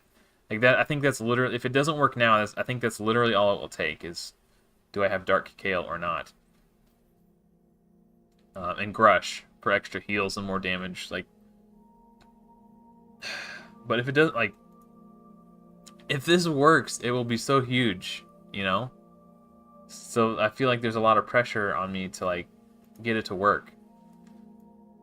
And if it fails, I know it's only a temporary setback, but I need it. I want it to succeed so badly. Because like I don't actually need to do Ultra Nightmare on this account because I don't care about the books and the shards. But the whole point of this series is to be an educational series. So if I can do Ultra Nightmare using rares plus Haikatune, that could potentially help a lot of people who don't have the resources to do fusions, or the resources or time to do fusions like Wixwell and stuff like that, Not everybody has, if you're not on Ultra Nightmare, it's hard to acquire the shards necessary to complete fusions. And if you're a casual player and you can't spend 8 hours a day, 12 hours a day playing the game, you might not complete the fusions. So if I can teach everyone how to get to Ultra Nightmare without relying on fusions, I think that's going to be really special. And I want to do it for that reason specifically. And I'm just scared it's not going to work. Yeah, that's another good point too. Like, I do have, like, my current clan boss team, my Frozen Banshee has a 3-star weapon, 4-star helm, 4-star shield, 4-star boots, 5-star, 5-star, yeah. So I don't have any 6-star Guardian gear yet. Hopefully... Oh, this next rotation doesn't have Griffin in it. So the rotation after next, Griffin is the first boss. So with Yakarl the Scourge, if that gives me enough crowd control to make it to Griffin and Doom Tower Heart, I can start farming materials for 6-star gear. It's not a lot. So let's look at exactly... We can look at hellhades.com and see what the drop rates are. I'll show you guys how to do this in case you haven't learned how to do it yet. Okay, so hellhades.com. Here, I'll just full screen. Raid Shadow Legends, tools, raid stages tool. And then my head's in the way. Yoink. Encounter type, we're going to go Doom Tower. Then we're going to go... This is the first rotation that introduced Griffin, so this is the one we're looking at. We're going to go hard, and then stage 10 is the Griffin, I'm pretty sure, right? Yeah, okay. And then reward... Oh! It's Spirit Affinity. I don't know if Drexar will be able to solo this one. We'll see, we'll see, we'll see. Okay.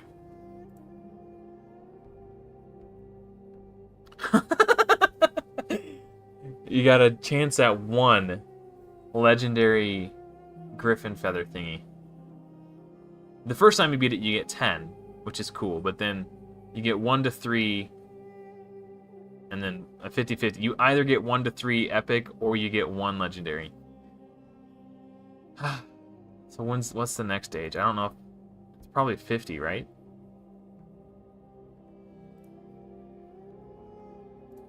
It is 50. I don't know if I'll be able to do 50, but then it goes up to 1 to 3, which is slightly better. At that point, is it even... How many... It takes 5? So I'd have to... If I spend all my keys, I'm likely to get 1. This is a 50-50, and I get 1. It's 15 keys, so I'll get, like, 7 a day on average. So, yeah, I mean, it's like 1 6-star piece of gear a day. Yeah.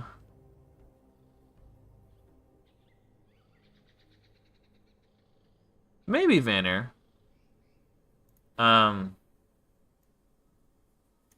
don't know. I haven't decided yet. I do think she's slightly better than what people are giving her credit for. I don't think she's gonna be like amazing, but I think there's more value in her than what people are seeing. I guess. I don't know. So let's see.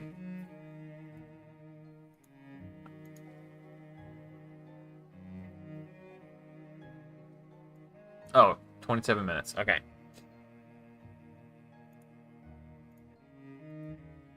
We're going to try to do some live arena when that goes live.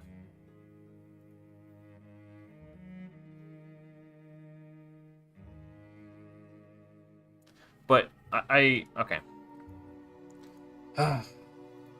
Dude, I'm so nervous. Like, and I don't know, because I want to do, I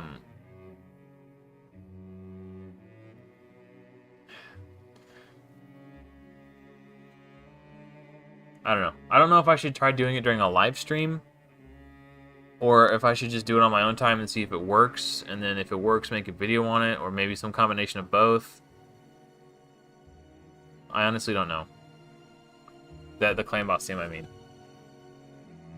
I know there's no reason to be nervous. Because, like, as I said, man, that Duchess was, like, stomping my dudes. Because, like, if it doesn't work, then it's just a temporary setback. But I just want it to work so bad. Like, every time I think about building that team, I get butterflies in my stomach. Because I don't want to fail.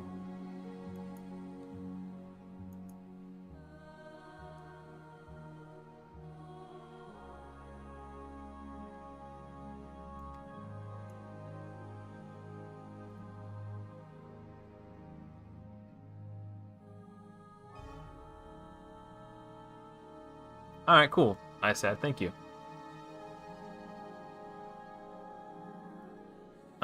Yeah, man, I don't know. I've been, like, if I start to think about it at night before I go to bed, I won't be able to sleep. Like, that's how much stress it's causing me. I think I just need to do it and get it over with. So I can stop stressing about it. But I have so much anxiety.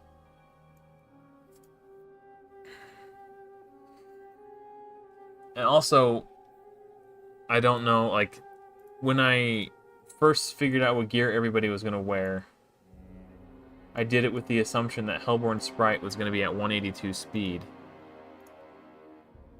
So I got, this on her, plus a banner. I could put the banner on her now. Probably...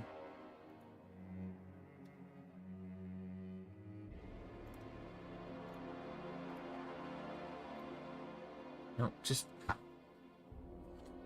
The one thing that I don't like about this... What? Where did it go?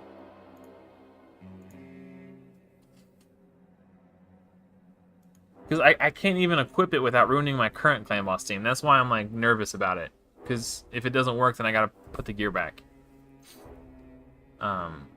Yeah, so 178, so that 5-speed banner would have put her at 182, or 183. So now I need to figure out how to get her to 190. And can I do that without stealing gear that's, like... I've got the gears set for everybody, currently. So, I need to glyph 1 speed onto her shield. I don't want to do that yet, because it'll mess with my current team, the way it works, so... she needs to be 2/3. So, like, you can kind of see where I'm. What if I can't? I guess I can find out. Like, the pieces that also the silver is going to take to max out all this gear. Like, I don't even have enough silver to do it. Really, like, that's not enough. Because you think I've got however many champions. They each need like 5 or 6 pieces maxed out, and that's, you know, so 30 pieces of gear to level 16. That's gonna be like 30 million silver. So I don't even have, you know, like, obviously I want to start with the gloves, chest, and boots first. I don't know. I'm just so nervous. Especially, like, when I was using the optimizer, they were able to... I guess these aren't glyphed. That is. I don't know, man. I'm so scared to try this out. And also, I want to do my initial test against Void. So I want to do it, like, right at reset. And then there's all this pressure to, like... Okay, I did it... Oh, here. Okay. I did a test key with my current team against Ultra Nightmare just to see how much I would do. And it looks bad at first glance. But I was watching the key unfold, and I think there were some things happening that made it not as bad as it looks. So, this was the first key that I did.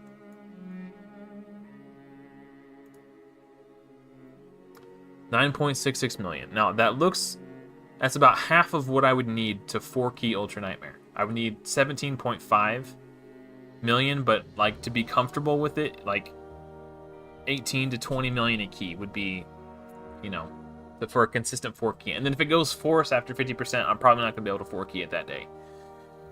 Just because of the nature of my team. It just is what it is.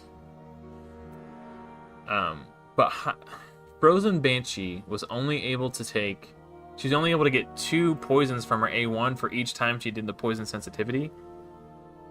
But Gravestroke Killer was also placing poisons. But it also wasn't on a 2-1, so I wasn't getting extra War Master hits. I wasn't just getting that extra raw damage from the attacks. I won't have Weaken. I won't always have the big version of Decreased Defense, but I will have it sometimes. Just because of the way those blessings work. I don't know, man. It's going to be close. And Haikatoon died around turn 23, and she is not in Guardian's Egg gear.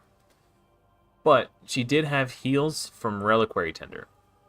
And it's a 15% heal twice over every 3 turns, basically. So a 15% heal, a 15% heal, and then 0% heal. So 15 plus 15 plus 0 is 30, divided by 3, you know, it's 10. So that's a 10% heal every turn. It averages out to the amount of healing she would be getting in Guardian set. So I think I will be able to survive till turn 24-ish, probably.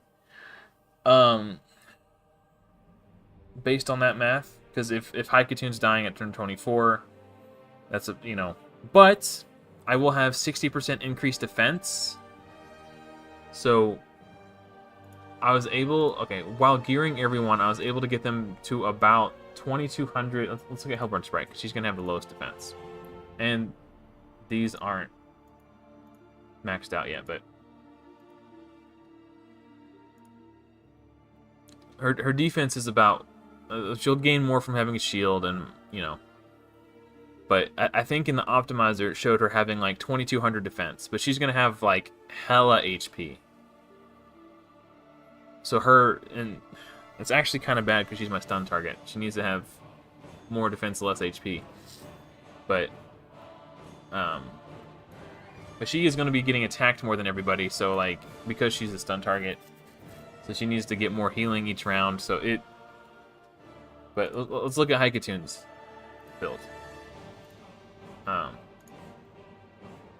So 2,600. Okay, so that plus an extra 60% because she's going to have increased defense from marked, right? So 2,683 times 1.6. So she's going to have 4,292 defense. So Haikatoon is going to be defense capped. So she's effectively gaining an extra 1,000 defense in this new speed tune. If we look at Frozen Banshee,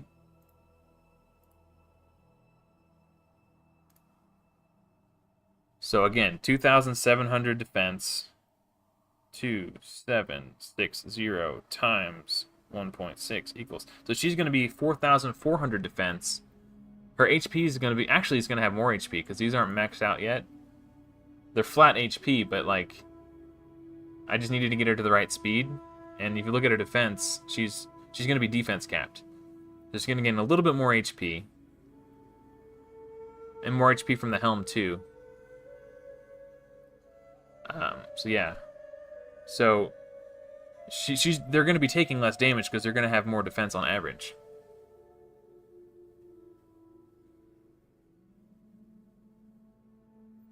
Yeah, you can save the gear sets and stuff. Hey, what's up, Zakib? I was doing some champion training, but I ran out of energy. I guess I have energy in my inbox that I could use. But right now we're just killing time waiting for Live Arena to open. I'm just stalling, basically. Doing my best to be entertaining for the next 17 minutes. How am I doing? Am I doing all right, guys? Yeah, I don't know. Defense gaps. Oh, okay. Yeah, that's a great question. So, in Raid Shadow Legends, damage mitigation by defense does not scale linearly. So what that means is, hold on, I want to steal this buff. Sorry. What that means is we're getting what's called diminishing returns. So each point of defense you put into your champion gives you less damage mitigation than the previous point. So at a certain point, you're better off stacking other stats besides defense to increase your survivability. So there's a what's it called? There's a graph that depicts this. I have it pinned in my Discord. Let me bring it up real quick. Pretty sure I do anyway. Be here probably. Let me see if I could find it. Yeah, here it is. Okay. Let me bring it up on screen for you guys.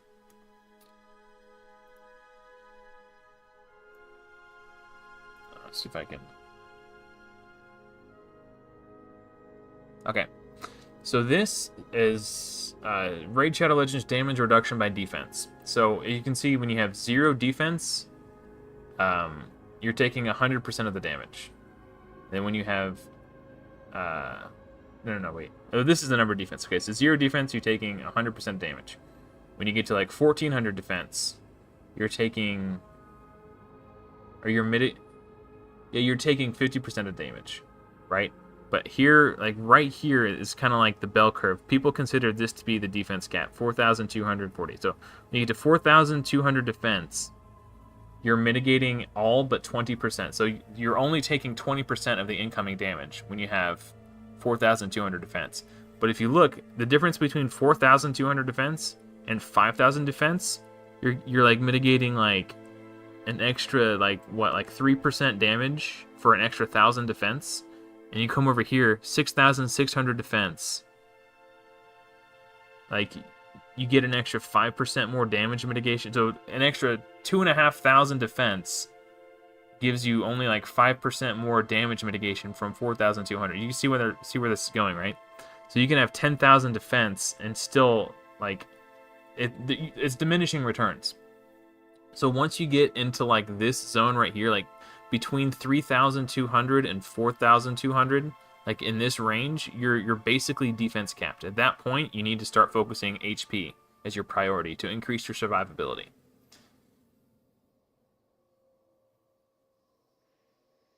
So yeah, at a certain point, if you have a champion whose damage scales off defense, then you can get more value from defense because your defense gives you more damage, but it's not going to make you take less. It will make you take less damage, but not significantly less damage. At a certain point, you're better off stacking HP or crit damage or whatever, or resistance, or it just depends on what you're trying to accomplish with the build of your champion. But that was a great question. I'm glad you asked. Because that's the type of thing that, unless you go out and find that information, you're not just going to intuit that naturally. It's kind of behind the scenes stuff. I mean, maybe you can notice if you like, hey, I just built an extra 300 defense on this champion. I don't feel like I'm taking much, I don't feel like I'm getting value from it. And then you'd be like, what's going on with this? That's probably how people discovered it, decided to like look into it. Yeah, it's really neat. But yeah, that graph is pinned in my Discord under the Raid Help Center if you ever want to look at it. So when you hear people say like 3,000 defense or like 4,200 defense, like that's what they're talking about. Like that's kind of the sweet spot. You want to be kind of in that range when you're gearing your champions for like, But if you have a 60% increased defense buff with 2,700 defense, if you increase that value by 60%, it puts you up to like 4,200. So you can gear your champions with like 2,500 defense and still get them defense capped if you have increased defense up for all the attacks, which is what I'm doing with Marked. So if I can gear, so at that point, stacking HP is the thing that matters most. After 2,500, in that range, like somewhere between 2,400 and 2,700 defense. But yeah, it just kind of goes to show you my Guardian gear too. Like, I'm having, in order to get this speed tune, I'm having to rely on flat HP gauntlets. So even if I can't get it now, like it's only a matter of time before I get the gear. Like I'm still getting gear. But yeah, that's why we're going with HP. HP. If I had HP percentage, I would obviously be using them. Speed on the boots. Look at that shield, by the way. Oh my god. That's got nice defense rolls on it, too. But yeah. I don't know. I gotta figure out when I'm gonna pull the trigger on this team. It's anxiety inducing. Because I don't know. But yeah, Coffin Smasher's got such a high base HP. But it also, you don't want to make anybody so much tankier than everybody else, because at that point, like if you have one person who's, everybody dies, then the person who's got like 20,000 extra HP, they're just going to die when they take the next stun. So like, you kind of want to equalize where everybody's HP and defense levels are. When I was looking at the Hell Hades gear optimizer, the geared Hellborn sprite, I clicked the effective HP, like max EHP calculator thing, and it gave me this build with like, she's gonna have like 60k defense or HP. But again, she's my stun target, so she's gonna be taking more attacks than everybody else, so she, you know, when she takes a turn, she'll get a larger heal because she has a larger HP, but at the same time, you don't want your stun target to have too much HP because the damage of the stun scales off their max HP. So you want them to have low HP, high defense, but it's just her base defense is kind of poopy. She, you know, she has 859 base. She's kind of like Thane in that regard, where she's got low HP and low defense. So it is what it is, you know. Yeah. Tomorrow we get you, Carl. So I have 95 fragments right now. Also, I have not clicked on this yet. So when I click on it, all the fragments are going to crumble away all at once, and it's going to look super badass. So I'm going to make sure I'm recording. I'll probably hide my face. You know, I'll do like one of these, just so I get the pure shot with no distractions of like all the whatever, like granite or marble, whatever this is that they're encrusted in. It'll all crumble away at once. You have no idea how much. Like, watch. I'll show you what I mean. So when I click on this guy, I haven't clicked on him yet. See how it all crumbles away at once? I'm going to do that with Yakarl when I summon him. And it's going to look super badass. Yeah. So I have enough clan gold on reserve to buy 5 more fragments of Yakarl. So the clan shop resets like a couple hours before CVC. So as soon as the clan shop resets, I've got the clan gold. It costs 750 to get 5 fragments. I'll buy the 5 fragments, and in the moment CVC goes live, we're gonna summon Yakarl, and I'm gonna make a video. I don't know exactly what I'm gonna do with the video yet, but I do need to. The Forge Keep also opens tomorrow, so I'm gonna do the Forge Keep, and then ascend my Sentinel, who I 6-starred this week, and then I'll pay 200 gems to open the Void Keep, so I don't have to wait till next freaking Saturday. And then so I could fully ascend Yakarl and knock this mission out. And then it's just, you know, basically smooth sailing from there. Stage 17 of the dungeons. This'll take me 3 or 4 keys. I do about 20 to 22 million. Yeah, it'll probably take me 4 keys to do this. And then this is going to be challenge. I can do 21 with Drexthar to solo it, but 20 is a little. Maybe once I have Yakarl, the waves will be easier, and Drexthar's less likely to die. So maybe Yakarl does it for me. Hey, what's up, June? Yeah, happy Father's Day, everyone. I hope everyone had a good day. But then the rest of them are just I could already. And then this will probably take me 5 keys, depending on what affinity it goes. So what I'm probably going to do is put my 2 keys in, and then see what affinity it goes to If it goes anything but force, I can do this in 5 keys. If it goes force, I'll just wait till the next day to do it. But I'll have to use 4 keys and then probably buy a 5th key with gems. Yeah, I got a video that here. It's called it's my how to build a tank video, and it talks about like what causes enemies to attack certain targets on your team. So it'll teach you how to build an affinity tank for dungeons, and if you're trying to figure out, it's the second video I ever uploaded to my channel. But yeah, it's right here. I got it for you. If you want to check that out. Oh, that's true. Yeah,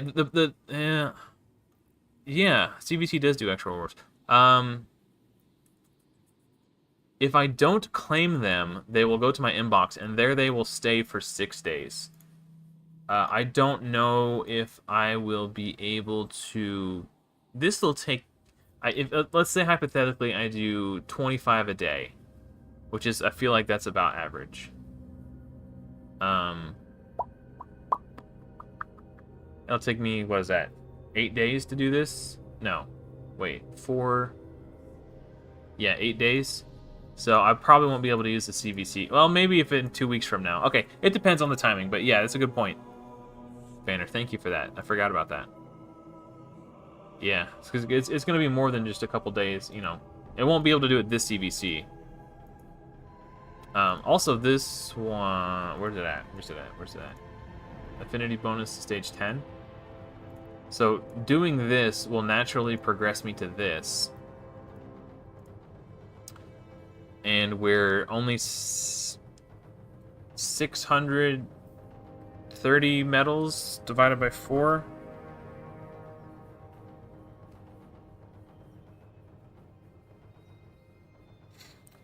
So that's 158 wins. So just simply by virtue of doing the 200 wins, win 200. So just by virtue of doing this, I will have enough to do this.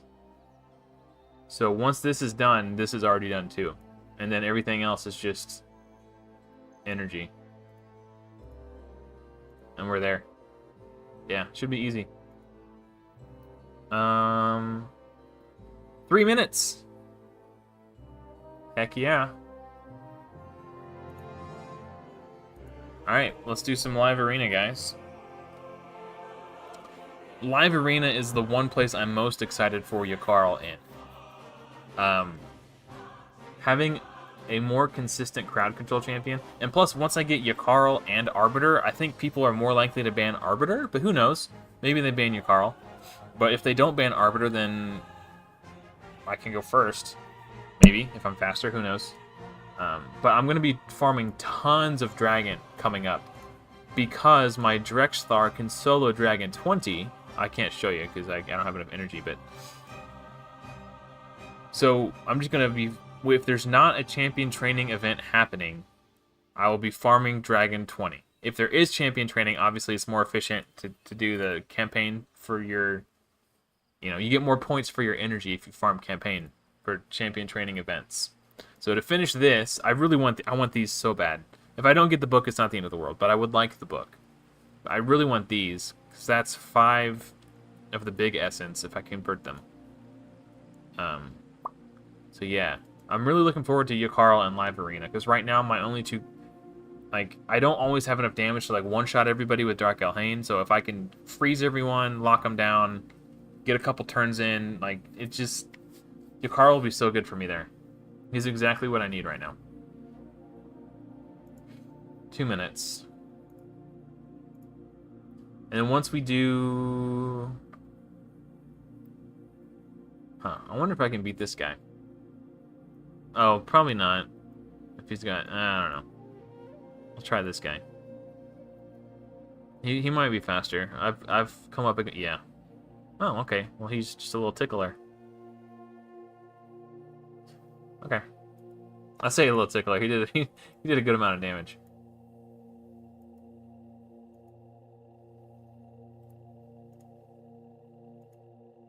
As soon as this resets, I think Live Arena goes up.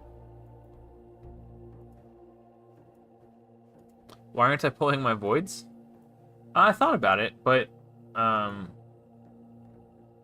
like what kind of like what's the point if I'm only using rares? Also, I don't have enough. This is the main contributing factor. Is can I pull enough shards to get meaningful rewards out of here?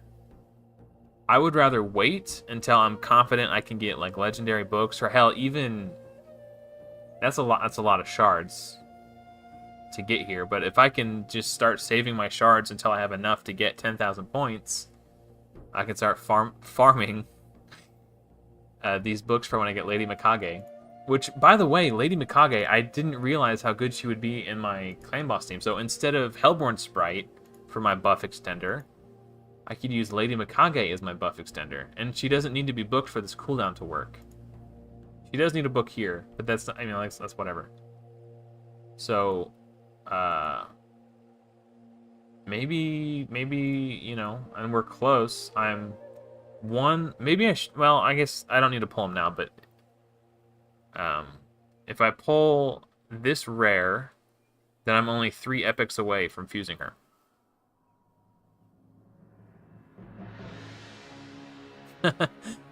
Your luck is only bad until it isn't. I used to have horrible luck on my old account with legendaries. All right, let's do some live arena, guys.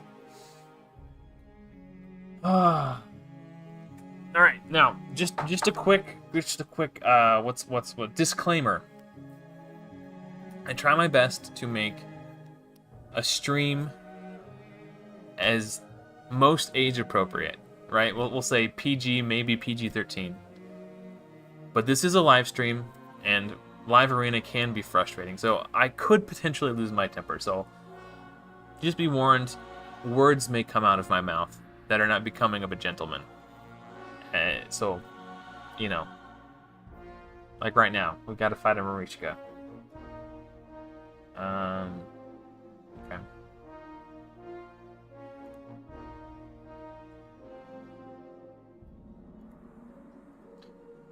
Man, Marichka is something else, dude. Like, she fits perfectly into like those stone skin. This guy's level 57. I guess these were free technically. All right, whatever.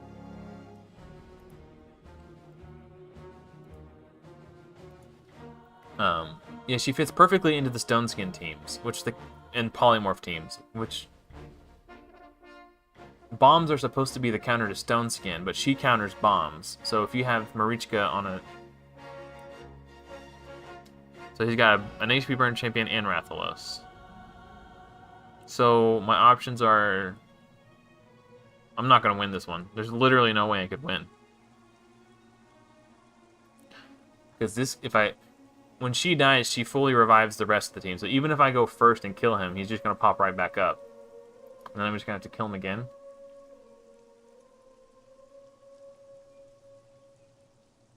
So maybe I just ban Marichka and hope that I'm faster. Like it's literally what it's going to come down to. And he banned Drexstar. Okay, so hopefully I can go first and we can spank the whale. I just have to hope that I'm faster. That's my plan. That's literally the only way I could win is, am I faster?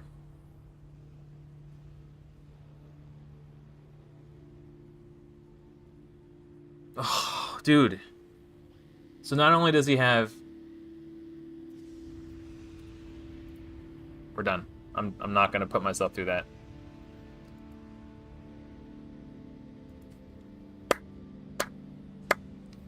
Congratulations. Yeah. That was... Thank you, I said. I think that was the only way I could have possibly won that, was pray that my Haikatoon was faster. Fast enough to go first.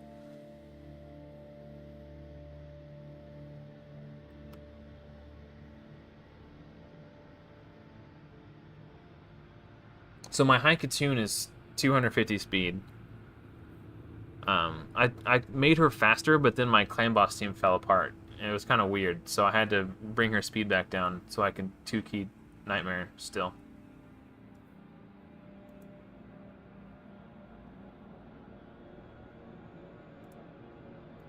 This guy can kind of hit hard, but I'm not like super concerned about him.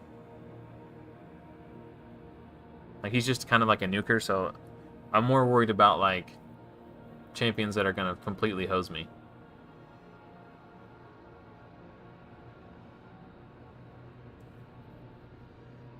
So not only did... I don't know.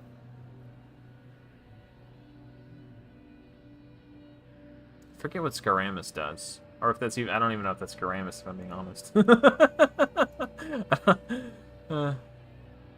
I think he's like a buff stripper and does weaken or something.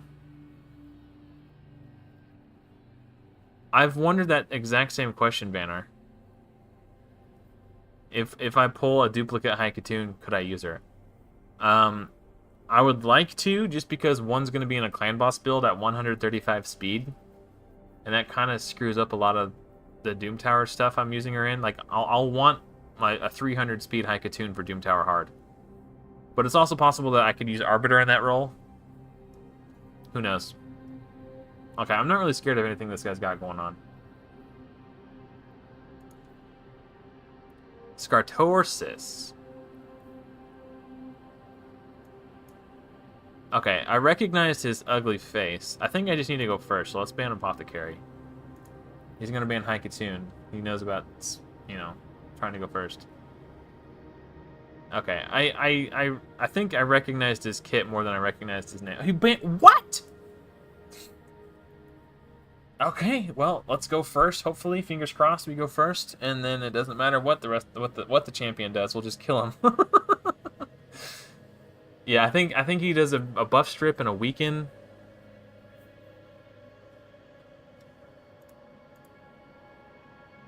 Let's see if we can provoke. Ooh, we got 3 provokes. All right, let's just decrease defense then. And 3 stuns. I'm so good at this game. Whew.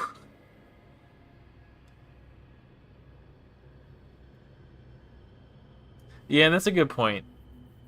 ISAD. I know your name is ISAD on YouTube, but I just want to call you Unfussable, because that's easier for me to say than ISAD.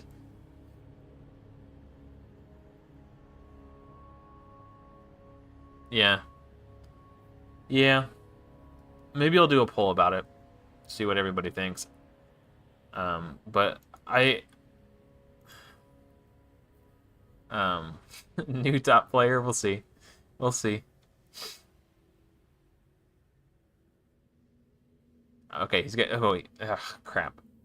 This guy clearly wants to go first. He's probably going to. I think this guy will be smart enough to ban my Haikatoon. Going dark side again. I'm just happy that I won a game of Live Arena after the way that first match went. He's already got Yannicka, too. I wonder if he pulled her or if that's... I mean, if you look at... I mean, okay, he could have got this full natty, because I'm about to have your Carl. I guarantee you he bans my Haikatoon. He's trying so hard to go first. I just don't have a go second team. Let's ban... He's got... I can't stop him from going first, but I can stop him from going first and having decreased defense. And maybe Ninja is faster than these two and freezes my team and we get a Dark Elhain special. Crit rate or accuracy? Let's do crit rate, I guess. Like, he is going to go first. My only hope is that Ninja is the fastest damage dealer on his team.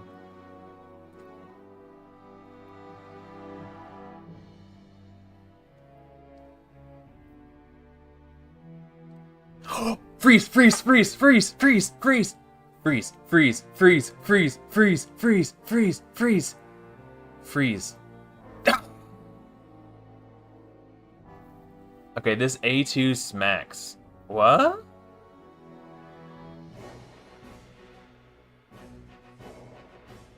Oh! Oh! The Bellower counterattack! It locked out Magnar, so Magnar can't AoE. And we provoked him. Okay. I think she should kill... Honestly, if I were them, okay, that was... Okay, that's fair. I would have tried... Like, Dark Elhain could slap, and she probably could have killed... Or not Dark Elhain, undo decrease attack. What is her name?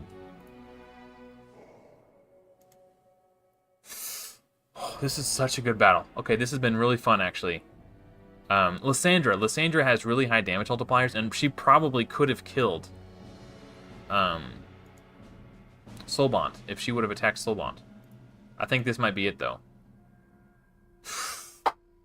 Oh, this was a fun match. I felt like it was... That was...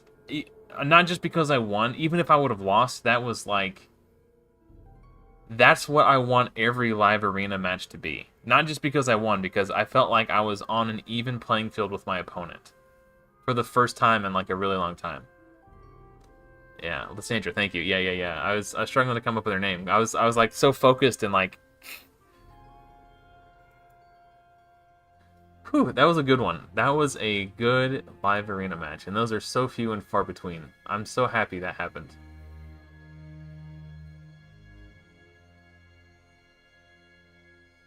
Like, even if I would have lost that one, I wouldn't have been upset because I would have felt like I was evenly matched with my opponent.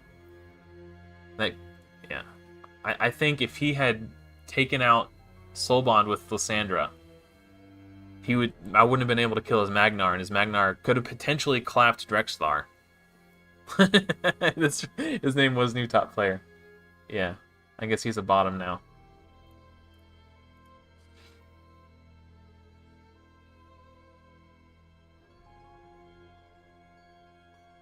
Man, that was... PvP is so much fun when you're fighting people at your level. So right now, it's kind of looking like Pythion, but I can probably focus Pythion with Soulbond, so I'm not super worried about it. He's just the most annoying out of these three. Unless he doesn't take another speed champion, then I can ban Deacon. Yeah, we'll just ban Deacon. Because...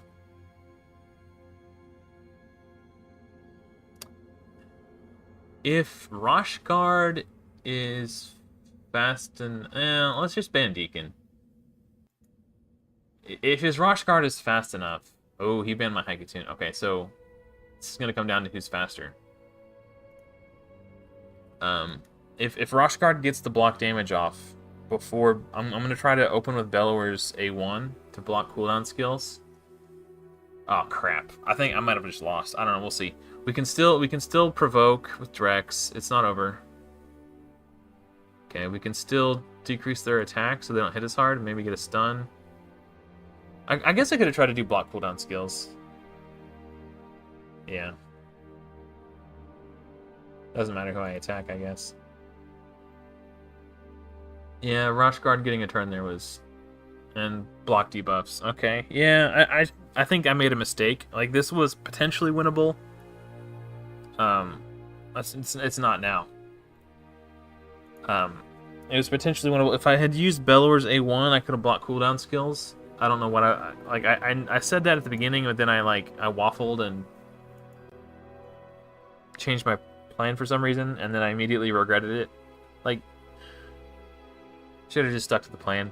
Like, block cooldown skills was the only way to prevent Pythion from doing what Pythion did. Yeah, I should have A1'd with Bellower. That was a mistake. But if I had Yakarl instead of Bellower, you know, it just would have froze everybody and wouldn't have mattered.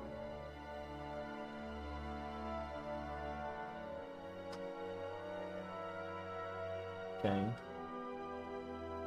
She can do some pretty respectable healing, but I mean, Soulbond can one-shot her, so that's not a big deal. Cardiel. It's really annoying.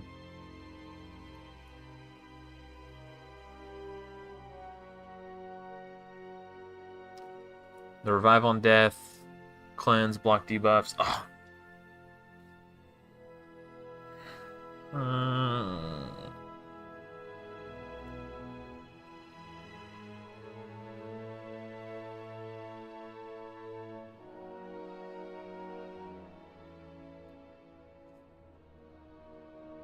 Between these two, right? Am I faster?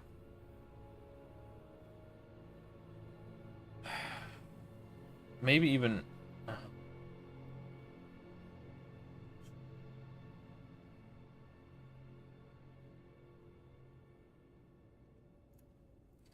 Okay, so the reason I did Armand's is because Soul Bond is a weak affinity, and she's not like Soul Bond could one-shot Cardiel, but she might not be able to one-shot Armand's. Like that was my logic there. Basically what it came down to. Yeah, Cardiel is sick. I would love a Cardiel. Oh, I went first. So I'm gonna decrease defense and hope that Dark Elhain can just nuke everyone. Oh, 2 stuns. Okay. We're gonna get a monkey coming back soon. Yeah.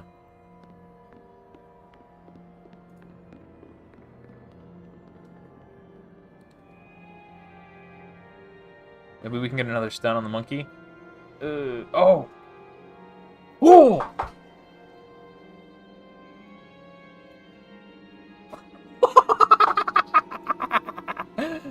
Dude, don't even. Okay, monkey's gonna pop up here pretty soon. Unless we can kill. Ah.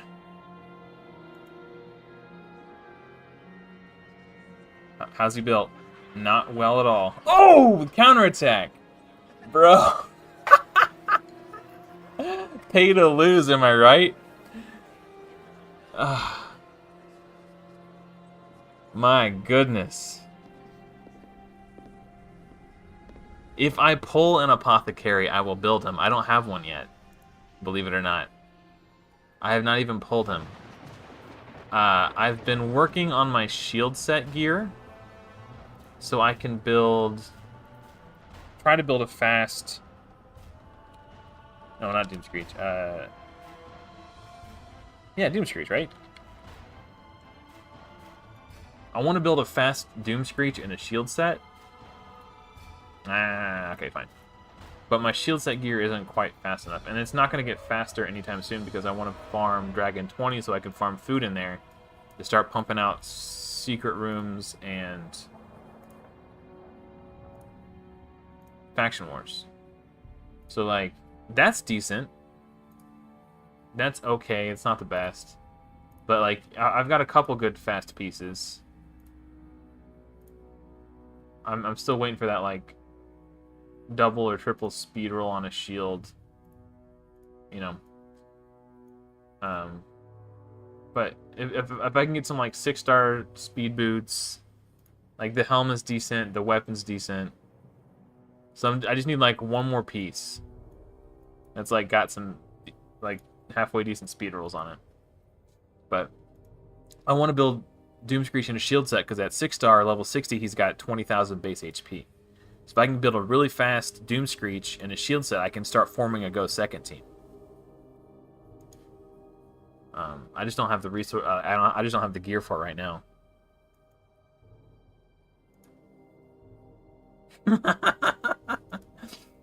Yeah. So before I started making YouTube videos on my old account, the name of the account was Free to Lose because I was a free to play account, so pay to win, free to lose. That was the joke. So my account name was Free to Lose for a really long time until I started making YouTube. Then I switched it to Learn to Raid because that was the name of my channel before I changed it to The Adventures of Adam. But yeah, Pay to Lose. What was that, guys? He should change his name to Pay to Lose. He bought the Forge Pass too. He had the little Forge Pass icon. Okay, let's just keep it rolling, baby. Yeah, when you when you can get good. Okay, this is the first time I've seen Wixwell in PvP, and I think he's actually low key really good in PvP, and people haven't realized it yet. If you can build a Wixwell in Stone Skin and make him just kind of like really slow, because he starts the round with a protected counterattack buff, and he has an A1 provoke, he could really screw up your plans. I don't think he's probably doesn't have his Wixwell in Stone Skin. It's probably a clan boss build. It's probably Wixwell or Sun Wukong or Deacon. Let's do Deacon. Yeah, I think I do Deacon. Like I need to go first. I think. Yeah. Okay.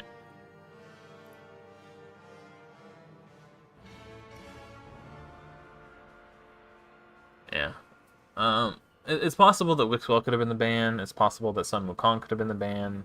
But I just really wanted to go first.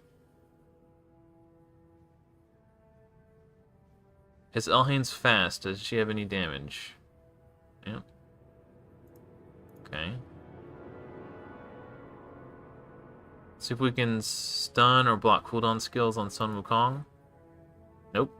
We incurred a counterattack, though. I think I'm going to lose this one for sure. Whose turn is it? Oh, Sun Wukong's. Okay. This is just not going to get through those shields. Maybe we can kill Elhane? Yeah, okay.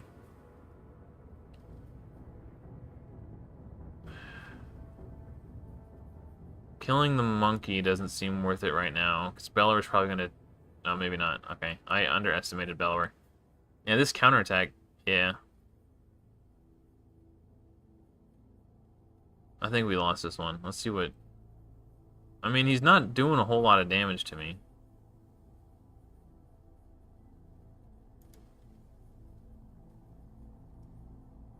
That counterattack always going up every turn is kind of annoying, too.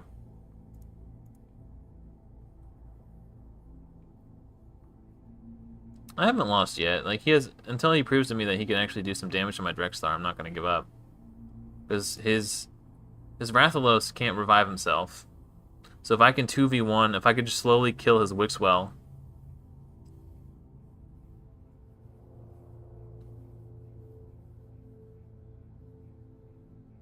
Yeah, it's getting closer. But, again, like, if I just... kill the Rathalos, and I don't know if these two can kill Drex. He hasn't proven that to me yet. Maybe here. We'll see. Okay. Wixwell was definitely the MVP. It's possible I should have banned Wixwell, but I was certainly going to lose if he had Deacon, just to go first and decrease defense. I do plan to build Marquez, yeah. Yeah, that's another thing, Mitty. Yeah. So Marquez does the double hit if Weaken is out, and I already have Candleguard at 6-star who does an AoE Weaken. So Candleguard and Marquez will be a good combo. And Candleguard could just do respectable damage anyway. She has very similar damage multipliers to Aethel. It's the starting champion, Aethel. Yes, Candleguard's right here. So she does the AoE Weaken. So yeah. And I've got one set aside and a bunch extra set aside to use as books for her too when I'm ready to build her. I think I've got like... Oh! Ooh, we could have a Dark Elhane special, guys. Okay. Play it cool. Play it cool. Last time I played against a Ray player, the guy knew not to freeze until Dark Elhane was dead, but we'll see if this guy knows what's... Or this person, I shouldn't just assume they're a guy. See if this human being knows what's up. Level 50 Arbiter. I'm not worried about Death Knight or Deliana. Like Soulbond deals with each of them. They might... Ooh, Yakar... 2 freeze champions. You think he's gonna ban Dark Elhane? We'll see.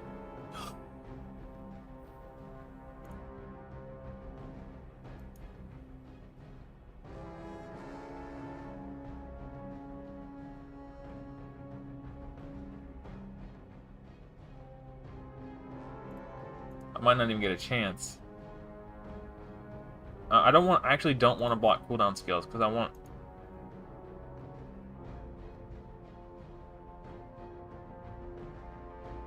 Ray's been frozen.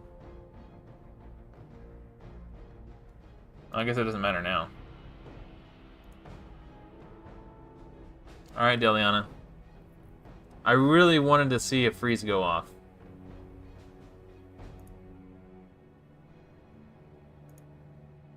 Yeah.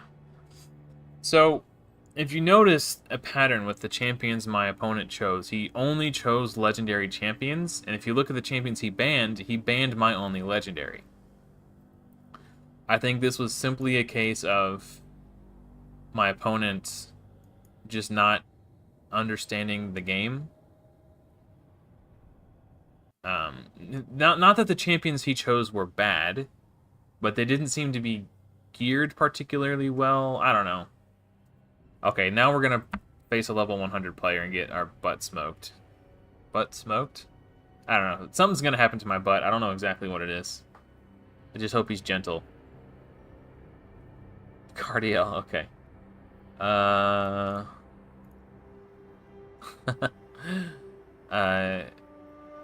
What's the term? Rarest? He's rarityist? Okay.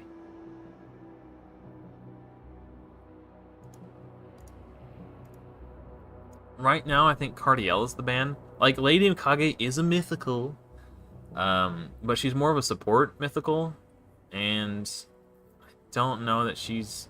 I mean, the ally attack is something. It isn't nothing.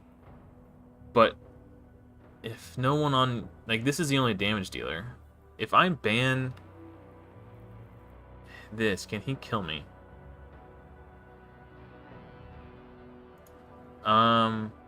I think I just try to go first. Like, if I ban his Arbiter, I can try to take out...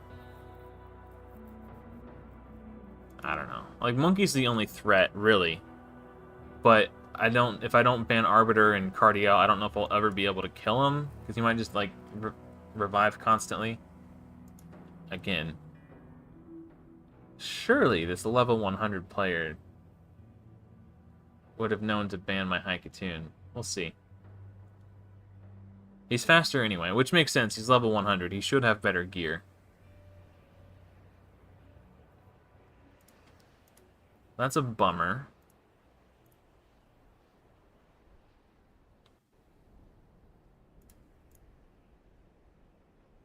I did not get a Helm Smasher. That's big.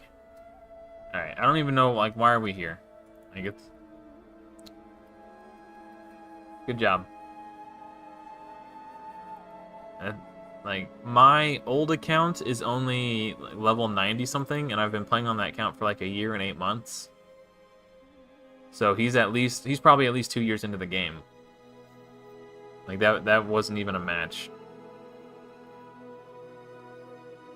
Yeah, I mean, there's always a chance that my opponent's bad at the game, and that I could win anyway. So I don't want to just give up hope. But at a certain point, like, I have a clanmate who shall remain nameless.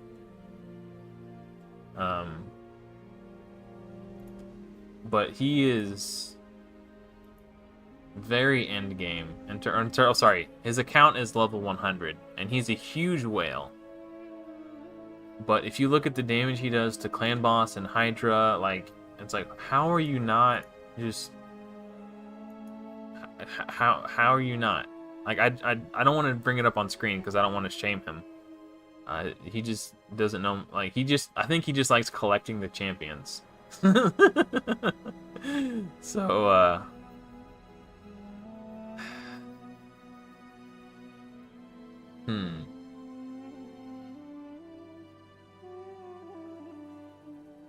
I think... I don't think Skullcrown can kill Drex. It might have been Nut. I don't know. Oh, wait, Nut can freeze! Oh, we might get a Dark Elhain special. Oh, okay. Okay. Alright. Like, there's a chance that I don't kill Skullcrown and she claps back and kills me. That was my concern there. I don't know.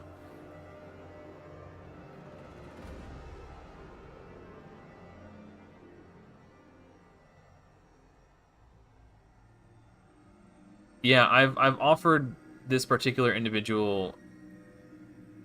I've offered to do a count... If Dark Elhain doesn't die... Oh, I guess that wasn't his freeze attack. I think he can freeze on one of his skills. I forget what it is. Okay, so what do we do? Decrease defense for Dark Elhain? Oh, he can freeze on his A1 as well. If he A1 freezes somebody...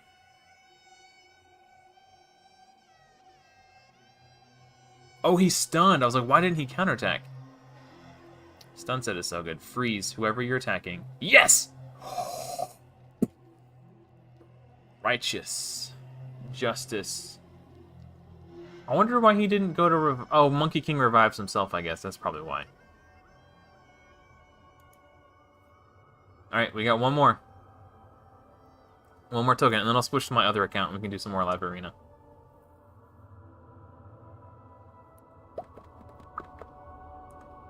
We'll keep it rolling.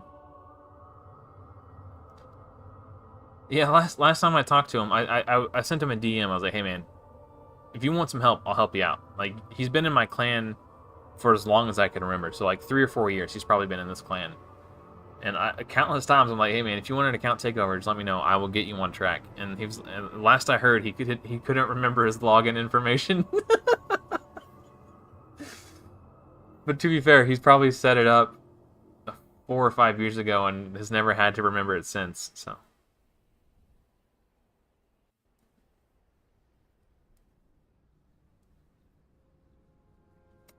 I'm glad to hear that, Mitty. That's literally the point of the series. Is I wouldn't have made this series if I didn't truly believe that I can beat the game with this account. If I didn't think it was possible, I wouldn't be wasting my time. PvP is a whole different animal, though. We're going against a level 100 player, and he's got Arbiter and Trunda. We are just going to lose this one. It's fine. I've already come to terms with it. I'm not expecting to win, but he's also taking Maneater and PvP, which isn't terrible if you can make yourself unkillable. I guess it's a strategy, but buff strippers exist, so it's less. I mean, I guess if I picked a buff stripper, he can ban my buff stripper to Trundas. Maybe we can go first. I mean, maybe we can go first. He did ban my only, like, real damage, like, AoE damage dealer.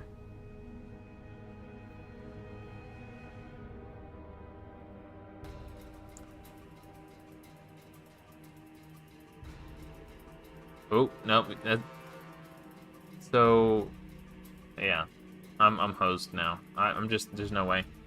Well, no, okay, I can't crowd control him either because of the block debuffs. Yeah, I lost. It's fine.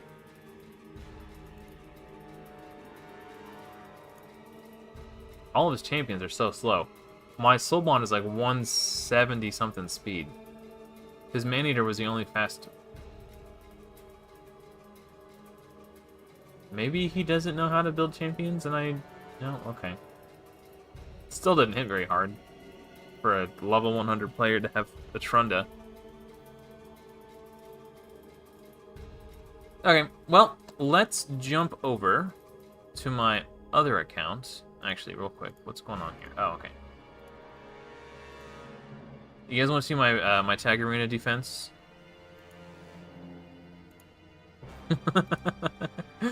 I can probably push into Bronze 3 if I wanted to. I just been too lazy.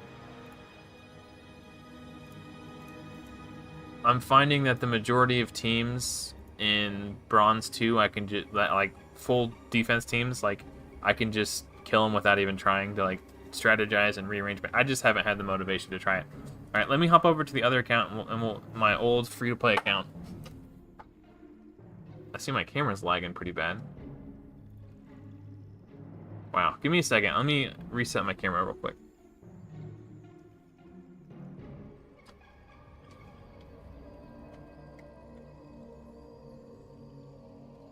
Okay, that's much better.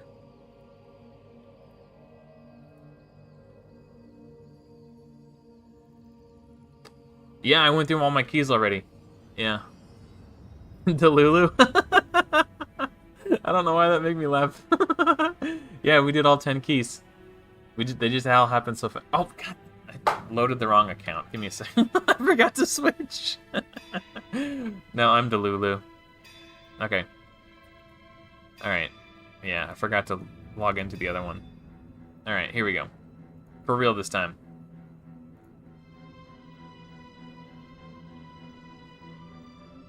Yeah, as you can see, I don't play this account very much. Like, literally just for live arena. For stream content. And to help my clan in CVC. That's why I piled up the energy. Okay, let's see if there's anything juicy in here. Nope. Okay. What were you doing? Live arena. Oh, I want to check clan boss too. I didn't use my clan boss keys.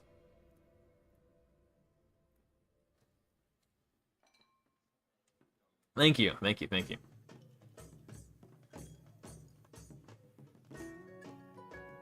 I thought this was supposed to be quick battle.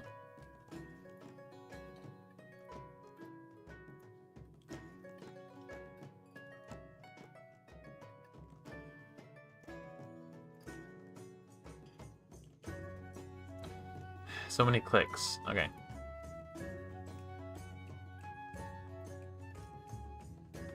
Alright, sorry. The dots, they beckon me. Okay, live arena.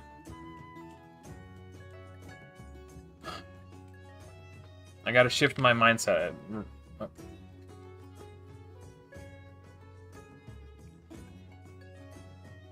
I think first pick Lydia is fine. It's possible, like, if my opponent wants to build like a go second team, I might try to build or try to do like Foley or something. But if they look like they want to try to go first, either way, either direction I go, I probably want Lydia on my team. I think we said last week that I wanted to experiment with maybe try Seer in live arena. My clanmate who's in like gold 3 or gold 4, 2 arbiters. What? Okay, so this guy clearly wants to go first. We'll let him go first. That's fine. Where's my Elva? Elvis Autumnborn. Is he gonna pick 2 more arbiters? Alright, he wants to go first. We'll let him go first. That's fine. Okay. I don't really care about that. Right now the ban is Leorius, but we'll see who his final pick is. His final pick could influence...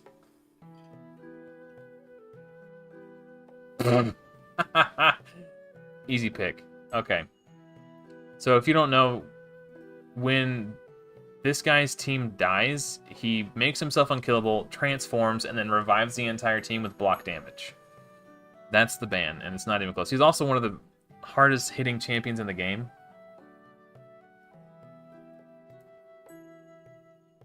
So yeah. The icon, are you talking about this? Mine or my opponent's? My opponent's is... What's his name? Is it Shamrock? Mine is one of the Doom Tower things, if that's what you're talking about. Alright, that's fine, whatever. Oh, you know what? Lydia can place block buffs on Leorius, so if Lydia gets a turn, I mean, he's going to get 60% turn meter boost from these arbiters, so it's not likely. But Lydia will go before... Okay. Watch this. The first hit places poison sensitivity, and it's going to go to Ultimate Death Knight, but the second hit places block buffs. So now because he has block buffs, when my Stealthist goes, I can kill him. And then when the Arbiter... Now, he will be able to... One Arbiter revival get denied by Lydia, but then the second one can bring him back.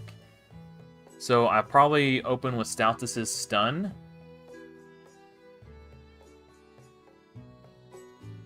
Just gonna A1. Stun the Arbiters. Unless I can kill them both. Let's just open with the stun. Yep. Nice Ultimate Death Knight. Let me know when he gets a turn. Wake me up when he gets a turn, bro.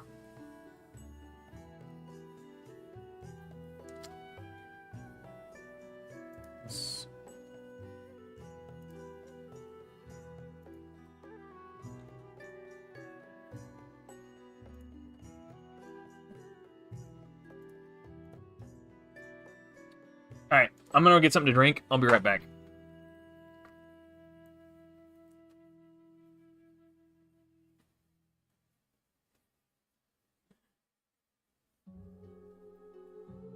Alright, I'm back. I happened to look over and see that he gave up. Like, what? Yeah, so I think... not trying to toot my own horn, right? But that was a very specific instance where game knowledge went in my favor because of knowing how the two hits of Lydia's A3 are divided. I was able to put the block buffs on Leorius so he wasn't able to make himself unkillable. Toot toot. Yeah, Lydia is a great counter to Leorius. The flag? Oh, it's for the Adeline mission thingies. So, if you're talking about this, it's, Oh, hey, cool. Oh. Oh? Oh. A two-piece set with 12% speed and 12% chance to... Whoa! That's really cool. I've never seen this. So that's Impulse. What is this? Zeal? 20% crit damage and 3% damage for every 25% HP this champion has lost? Wow. Wait. 20% crit damage. 3%. Wait, so if I'm at 0, let's say I've got Leorius or Skull Crown, and they're at 0, like 1 HP. Do they get like 80% more crit damage, or is it just 20% crit damage and then 3% more damage for each 25 HP lost?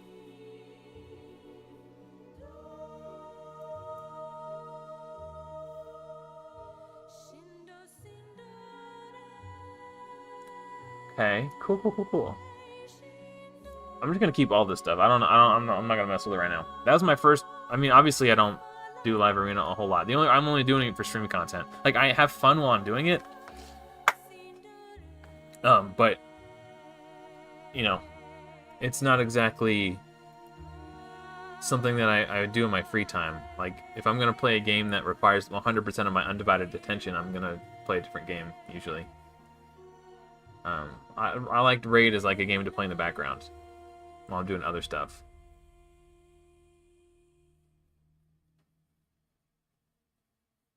Okay. It deals damage. Okay, that's good to know. Okay, so he wants to go first. If Duchess gets banned here, it's actually kind of a bad thing. Because Duchess is in Bolster, and my other two shield champions are just in regular shield sets. So I could ban Lady Kimmy so she doesn't strip my buff and place block debuffs. Oh, that's cool. Okay.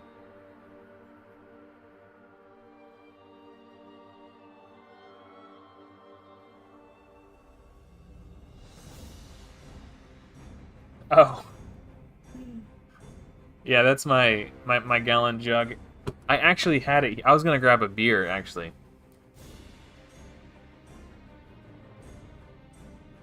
Okay. I think we just... right now, I'm thinking Kimmy is the ban. Because I can block Revive. He probably bans Mortu, though. Because he knows... What does this guy even do? Oh, that's the... Okay, I don't really know what he does. I know he pairs with... I just don't want him to strip my my shield buff. If Duchess gets banned, Kimmy kind of hoses me. But wait, does this guy do damage? I should have banned this guy. If that... He might not... Yeah, shoot. That was a mistake. He doesn't have a damage dealer, unless this guy's a damage dealer. But now I didn't ban his potential only damage dealer. I just didn't know what that guy did. I don't know what this guy's plan is. He might just be a bunch of support champs. I know that's the guy that pairs with the recent fusion that we had, but I forget what he does.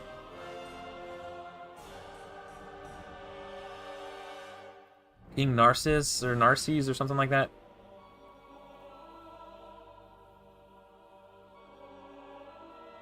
Hey, thanks, I said. Whoa!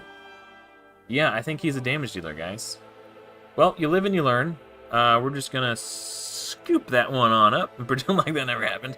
Okay, let me look at this. Look at his kit real quick. I forget what he does. Yeah, that would just mean the first match was won because of my game knowledge. The second match was lost because of my lack of game knowledge.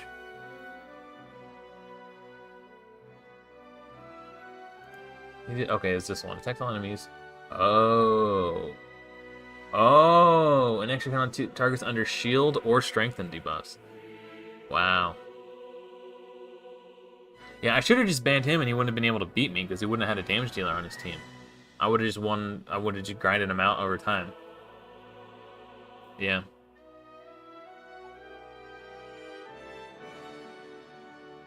Too bad there's a stream delay. That advice would have come in handy. Thank you anyway. I appreciate it. Have a good night. Have a good day at work. Yeah. Okay. Well, you live and you learn. I won't make that mistake twice. I'll tell you that.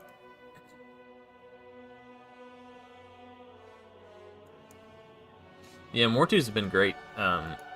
Particularly in live arena where people like to build like slow tanky teams with like 4 revivers, and it's just cool if you don't have to worry about it. And depending on your gear versus the opponent's gear, you could actually use him to counter Ultimate Death Knight. So the first hit of his peril will go to Ultimate Death Knight, and you can one-shot the Death Knight, and then the second hit of the peril will go to your initial target. So I've gotten 2-for-1s on Mortu's peril before. Like I killed a Lysandra and an Ultimate Death Knight in one peril. It was pretty cool. So it just depends on if you can do enough damage and how they're built and all that stuff. But it ignores 100% defense, so it's not hard to get it to do a lot of damage. And he has damage that scales off HP, so you can build him, you know, really tanky.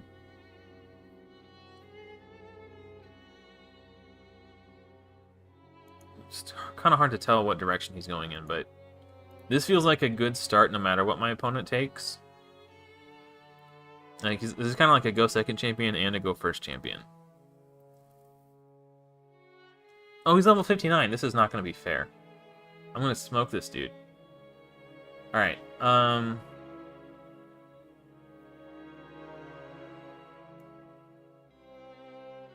maybe I just take Arbiter and... Well, I need to take 2 damage dealers. Alright.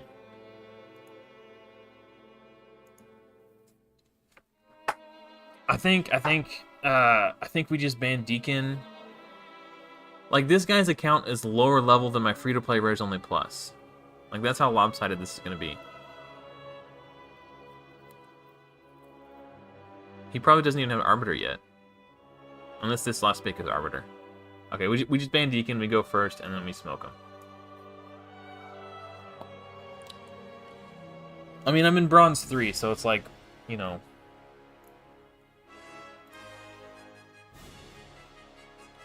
Duchess is gonna give Foley increased attack. I just wanted to try Foley. I don't get to use him in live arena that often.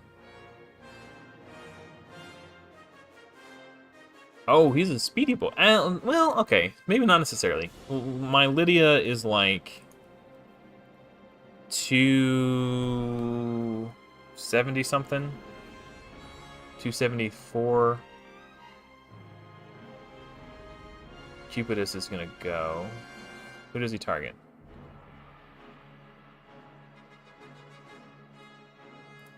Block debuffs is up. I almost made a whoopsie. Because block debuffs is up, I'm not gonna A3 yet. I'm gonna A2.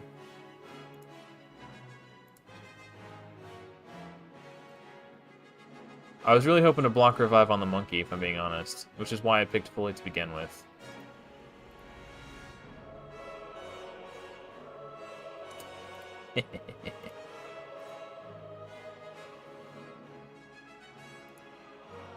Monkey's gonna pop up here, unless I kill Ultimate Death Knight, which I'm probably not going to. Oh! Wait, no, yeah, okay. There it is, okay. Maybe I could fear the monkey? Oh, I went to death. I forgot about that, okay. Misplay.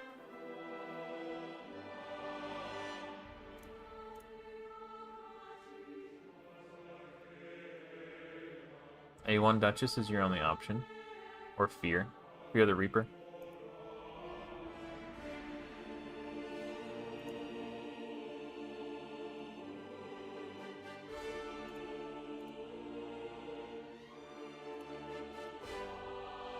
Cool. I mean, to be fair, for a level 59 player, he put up a fight. So, credit where credit is due.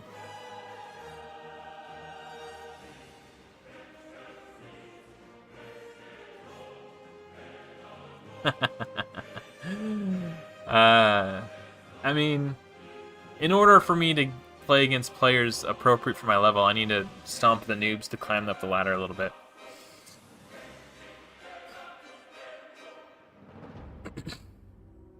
Sacrifices must be made. Eventually, I'll climb up to where I need to be, and then it'll be fine. I only do this on the weekends when I'm streaming, so it's... So this is an interesting first pick, because it doesn't give me a lot of information. He can still easily try to be a go-first team with Sifi. Or a go-second team. Having these, like, versatile, could-go-either-way champions is really good for Live Arena, because it lets you set up your strategy without giving away too much information. He doesn't even have an accuracy banner, so I'm pretty confident that my Elva can resist, so I'm not worried about that. I'm going to start like this, and then depending on his last two picks are going to depend on my final pick. I'm either going to go fully or more two. If he looks like he's trying to go first... Let's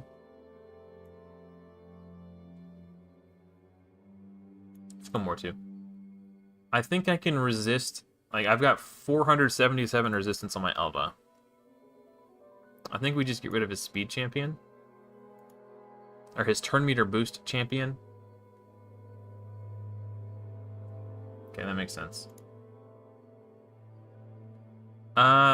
His monkey can strip my shield buffs now because Duchess is in bolster. I really need to get some good stone skin so I don't have to rely on these shield sets. I don't want to compromise my overall build. I'm going to save the cleanse for Armands, because I don't know if my team would have been able to go before Armands.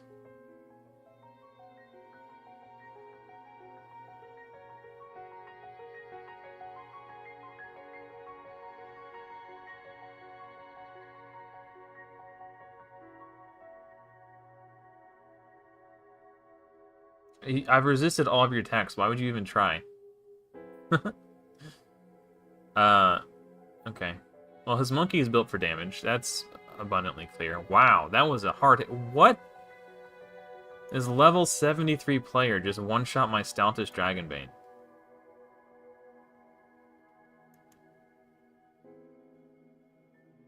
Huh.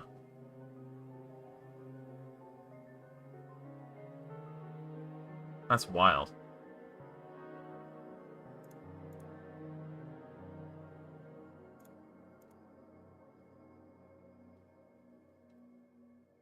I could be hosed here.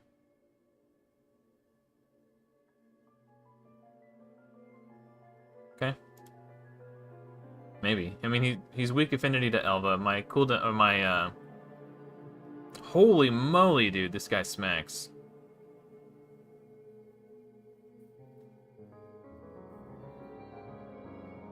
It's tricky because more 2 is a better affinity to face the monkey. But...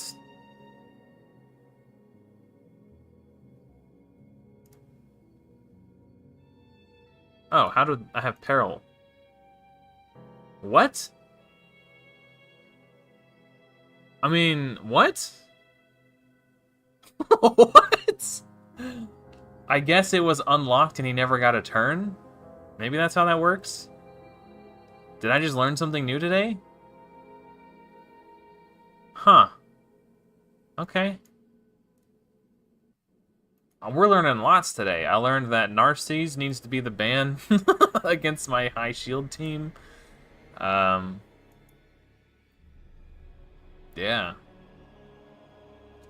I learned that if Mortu unlocks Peril and then dies before he gets a turn, he can Peril as soon as he's revived. Wow. Also, what is that guy's gear that he was able to just one-shot my entire team with that monkey, dude? That was wild. I've never seen Sun Wukong hit that hard. Armand's made you quit Live Arena? Yeah, I mean, he can be a pain. If you... Mithrala could potentially be a good counter to Armand's. If you just build your Mithrala with, like, 600 to 800 accuracy, which I know is a tall order if you're a new player, but a really high resist cleanser who won't get debuffed by Armand's, and you can cleanse the stun off everybody, could potentially be a counter. My current counter is Elva. She's got 477 resistance. And so far it's been enough. I'm just gonna go more too, just safe. Also, I pulled Queen Eva. I'm considering trying to build her, but again, I don't have like stone skin gear to protect her. Yes, CVC is. I'm gonna summon my Yakarl the Scourge for CVC. Let's just ban the monkey. Like, Ray can hit hard. The monkey's just annoying. And we've seen that he could hit hard too. Like, being strong affinity to Stoutus is a liability.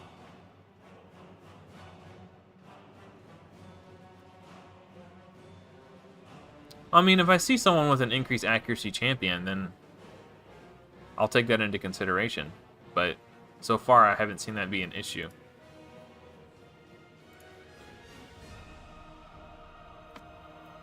The only real threat is this Ray, so let's... Actually, if I just decrease defense and weaken on her, I can probably just kill her before she becomes a threat. Oh. Just beat a level 100 player.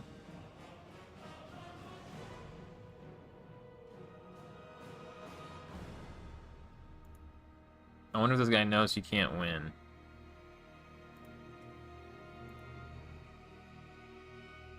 Yeah, resisted. Okay.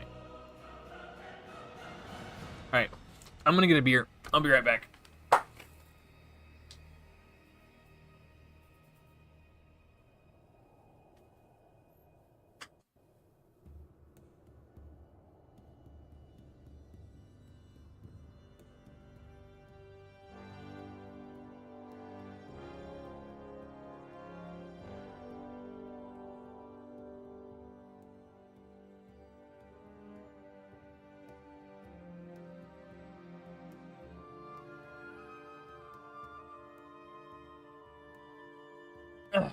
I've got my... You won't be able to see it because the green tea... Oh, maybe. My Stella Artois. My special Stella Artois drinking glass.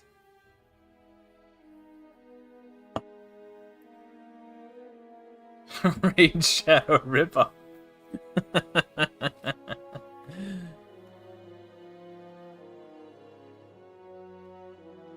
Casino slot machine gambling for children. It's impossible to say. Your name made me laugh though, so that's funny. Yeah, I mean, there's a reason I don't spend money on this game anymore. That was a lesson hard learned. But this account is a free-to-play account, and I'm doing a Rares Only Plus series on a different account, where I'm only using Rares, Uncommons, or Commons, plus any champion who is free and permanently available to all players, to prove that you don't need to spend money on this game to beat it.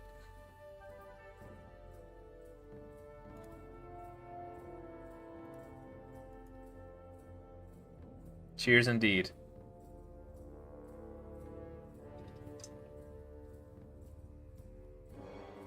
Oh man, that looks good. Ooh. It wasn't the best pour in the world, but I'm holding it at an awkward angle in my defense.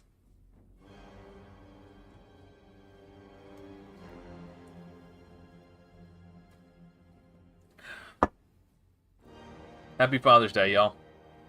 I know it's probably over for most of you by now.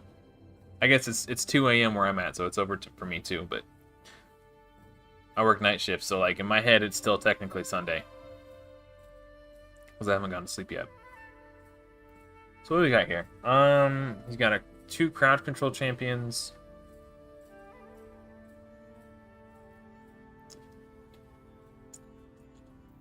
Alright. Both of these dudes do provoke and unkillable on himself. He's level 66. He might still be learning the game, so I'm not gonna say anything mean. Alright. We'll just do block revive. Well, yeah. I've already set myself up to go second, so I can't really just put Foley in and expect to go first. So I'm just gonna go with more 2 for block revive on the monkey. I guess I could just ban the monkey.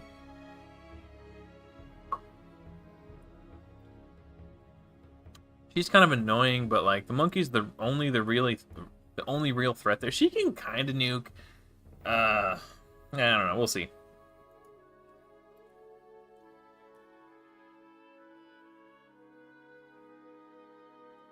Oh, that's interesting. Well, happy Father's Day in November when you know, R2. Thank you, and cheers to all the fathers out there.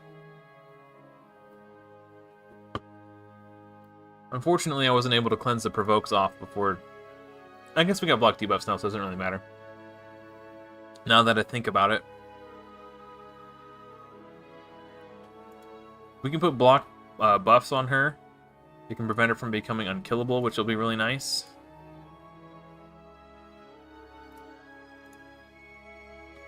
Yeah, that was Umbral Enchantress. I was trying to remember her name. Yeah. I used to use her on my old account. I guess this is the old account. I used to use her on this account. Or was it this account? No, not this account.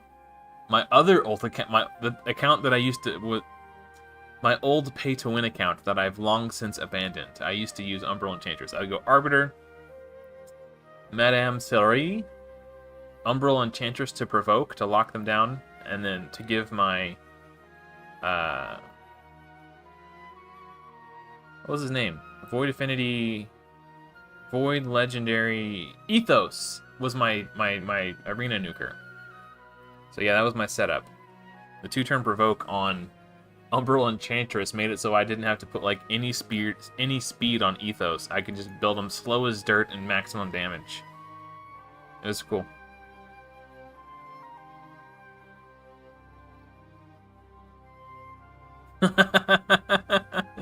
That's funny, R2. That cool.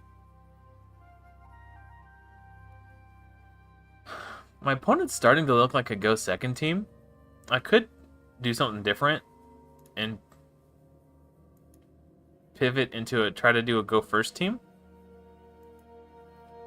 Like this start leads me to believe that they want to try to go second. Let's try Seer.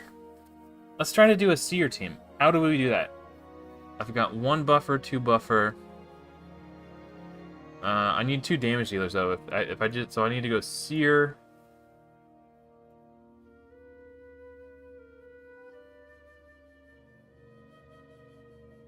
I guess we'll take Staltus because he's a good affinity for these 2. I've never tried this before. This might not work. This is purely experimentation. He doesn't have a damage dealer. I should have just taken Duchess and Elva. Okay, well let's take Kimmy out just to make sure we go first. And if he bans Arbiter, then I don't have a speed aura. Interesting. Alright, let's see if this works. My clanmate has been telling me for ages that he thinks Seer will make a great live arena champion. Let's see if we can strip some stone skins with our Seer while we nuke.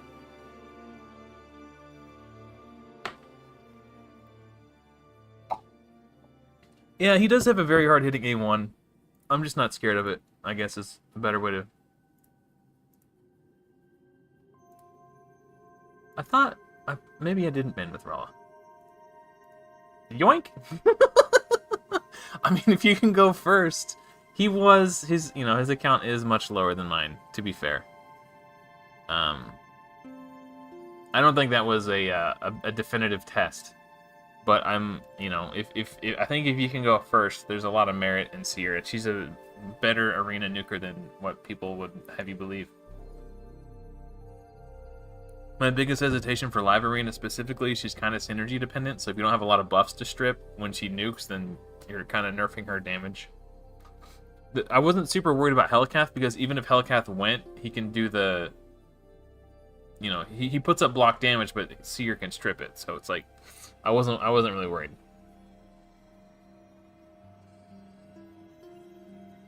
All right, if my opponent sets up to be a go second team, we'll try that again. But if it looks like they're trying to go first, that's fine. We'll just do the go second team. We'll be the go second player.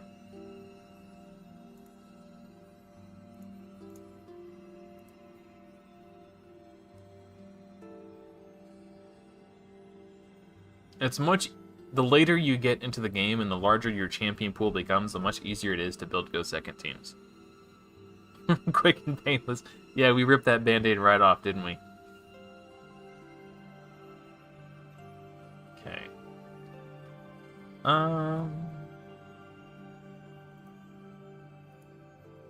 Probably just gonna go more 2 for my last pick. Like, block revive just counters all of this. He is level 77, though. So it's possible that I could have put my Arbiter in and still gone first. And Seer does need accuracy, yes. To strip. If you want her to do that. Not off your own team, but off the enemy team you do. Yeah. I think if I just ban Monkey, I can't lose. Because Mortu ignores shield and block damage, which makes Helicath's block damage irrelevant if he triggers Peril. So I think I just win. I honestly don't think I can lose this. Excuse me. I'm drinking this a little faster than I normally would. I want to finish it before I end the stream. Just, I don't know when that's going to be exactly, but... I don't know what I'm going to do when I'm done streaming.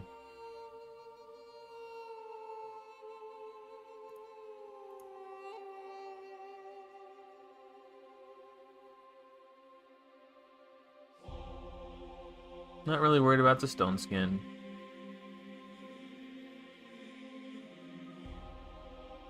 I'll just wait it out.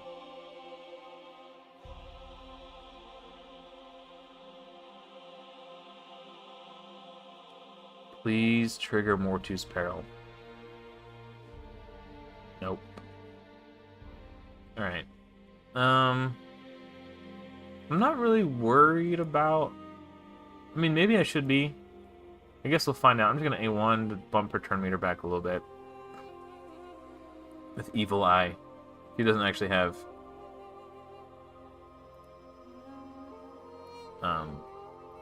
Okay.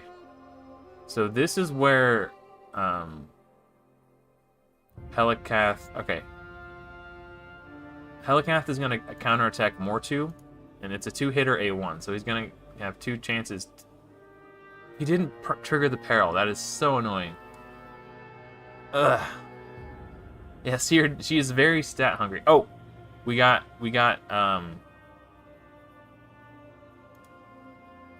Fiery Rage passive procced.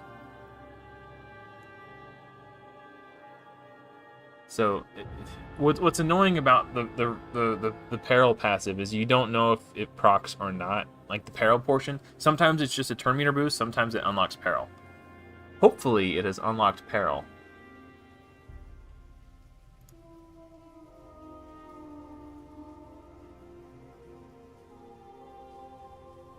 Let's just saving the big damage cooldowns for now.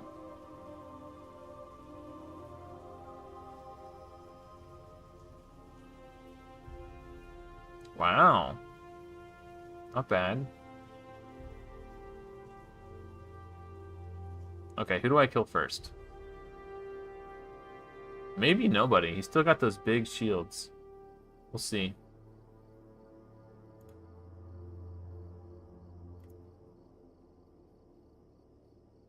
His only damage dealer seemed like a reasonable choice.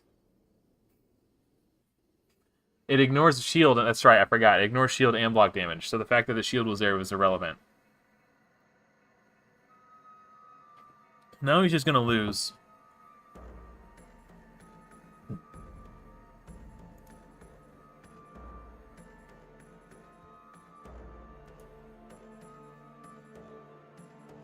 Actually, I'm not gonna revive Lydia. I'm gonna try to kill his Arbiter and bait the revive with Duchess, so that when he tries to revive with Duchess, my Lydia will get revived for free. Okay. The shield soaked a lot of damage. But I'm gonna do that. Oh, I guess next. Yep, there it is. Okay. Wait. I blocked revive on him anyway. How did it let him try to do that? It doesn't make any sense. I don't understand. Normally, if someone's had their revive blocked, it won't even let you.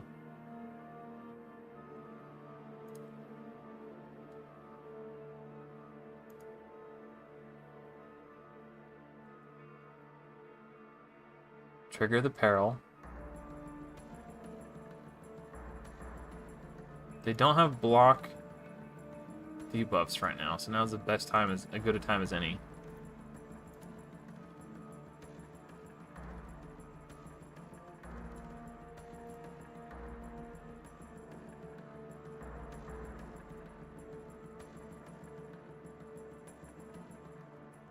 Trigger the peril. Be a good girl. Wow, both hits went onto Lydia. I know it's a weak affinity match, but yeah, I was like, if, you know. Should I just chug my beer now? I just want everybody to know. My clanmates already know this if they're watching, like R2 and, you know. I'm a lightweight. It does not take much to get me drunk, and I've already had one beer today. It was a couple hours ago, though, but I assure you this is enough. I can feel it in my brain already.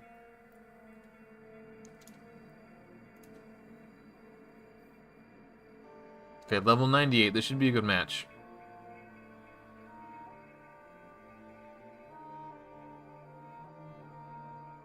Okay.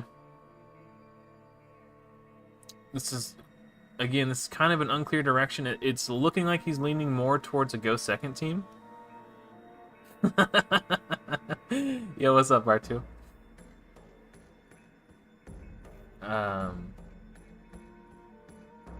What am I doing? Okay. Yeah, it's affecting me already. Hey, thank you, Delquaz. Happy Father's Day to you as well. We're doing good. We finished up Live Arena on the Rares Only Plus, so now we're on my old free-to-play account. Okay, he wants to go first. I'll let him go first. That's fine. Right now, his only damage dealer is Sun Wukong, so unless he picks another damage dealer who's more frightening, Sun Wukong is the ban, and then he just can't win, so... Okay, this is kind of... Wait, is this the same guy? No, he didn't have Withered. Alright, we'll just ban Wukong. And hope that his Helicath isn't built for damage. And even if he is, there's still a chance that we just take him out quick with Mortu, depending on the Fiery Rage RNG.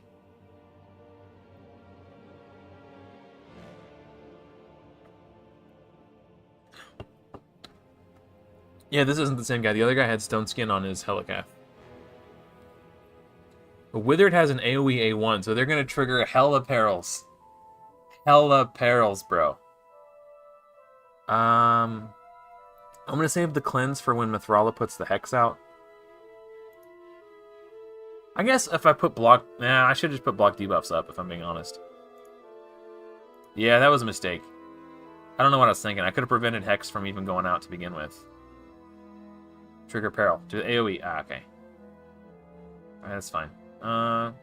Let's see how hard this Helicath hits. Respectable.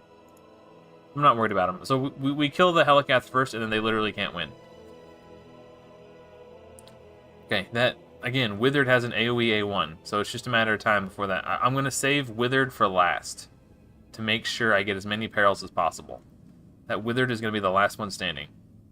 They literally can't avoid peril. If you get what I'm saying. Sorry. Again, I'm feeling it in my brain. It's like half a beer and I'm already feeling tipsy.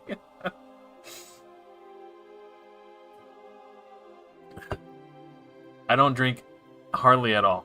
I very rarely drink. They still got block damage up. Okay, it doesn't matter who I attack. Yeah, I mean the Hellcat is doing respectable damage. I'll give credit where credit is due. He'll probably and we won the game. 'Cause now he can't kill me. And Mortu's just gonna pick them off one at a time.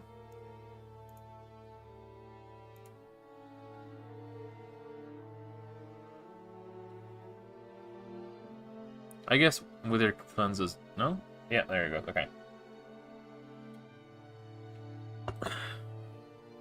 I'm just gonna A1. I don't want to kill Withered. I probably won't, but I don't want to risk it. I just want to pick them off. It's very satisfying to peril them off one at a time. I did not open any voids. I have some voids on this account. Actually, is the event still running? After this, I'll pop what voids I have. I don't normally play on this account a whole lot. I just do this account during CVC to help my clan and for live arena stream content. That's really the only time I'll even log in. So, all right, let's just see if we can just kill Arbiter here. Nice. All right. I don't want to hit auto because I don't want to hit auto because I don't want Mortu to peril Withered before he perils Mithrala. This guy should just give up. I guess if he did that, it would rob me of the excitement of killing him periling one enemy at a time. Ooh, whiskey.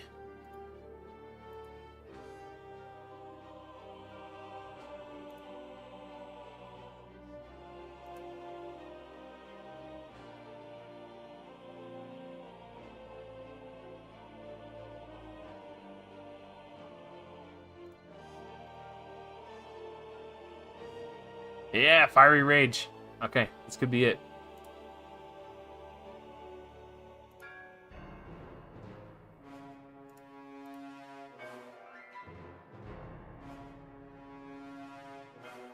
If he thinks this is gonna go to time, A, he's wrong. Like, and B, I didn't think that far ahead. Now I can hit auto. Mortu is stupid, and I love it.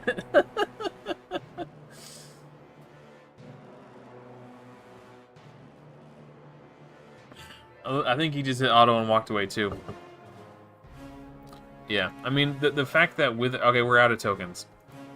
All right, let's see. Is the void? Oh, it's still going. It's still going. Let's how much longer have we got? What's the timer? 40 minutes. All right, let's pop these bad boys. I'm not gonna pop them on my other account. I want to save up to get rewards from events. I don't know what your luck was, but I also hope that mine is better than yours. I'm sorry. I'm feeling frisky. Yeah, you can DM me, R2. Go ahead. I don't mind.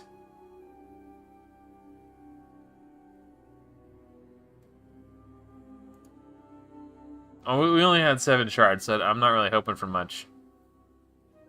I think that's my first Eurogrim. Ooh. Ooh. I mean, I don't really need them on this account, but it's cool to know that I have them. Okay, let's see what we get on the last one. Okay. 108? Oh, man, that's rough. I hope you didn't buy any of those. Dude. Dude. Here, okay, hold on. I'm out of stuff to do for now, but don't worry. Oh, my camera is acting wonky again. Oh, that made me dizzy. Okay, hold on. Hold on. Add account. Okay, we're gonna, I think it was, hold on, let me fix my camera. I gotta unplug it and plug it back in.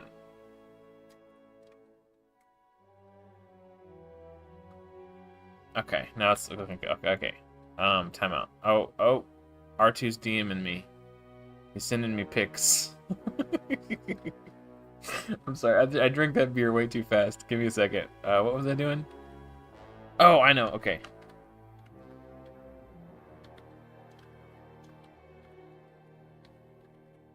I think that was the email. I'm gonna log into my old pay-to-win account. I haven't logged into it in a very long time. Oh, I remembered the password. Okay. Oh, no, not that. Sorry. Okay. We're cooking now, boys. And girls. People of all... Okay. So this is my old pay-to-win account. Go away. Go away. Go. Hey, we're gonna get shaman, guys. Go away. Stop.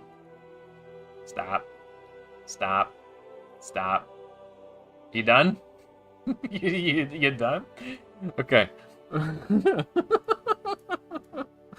I'm sorry. Dude, I drank that beer way too fast. What am I doing? Why did I log into this account? Oh. I don't even remember. Why did I come here? I don't even know.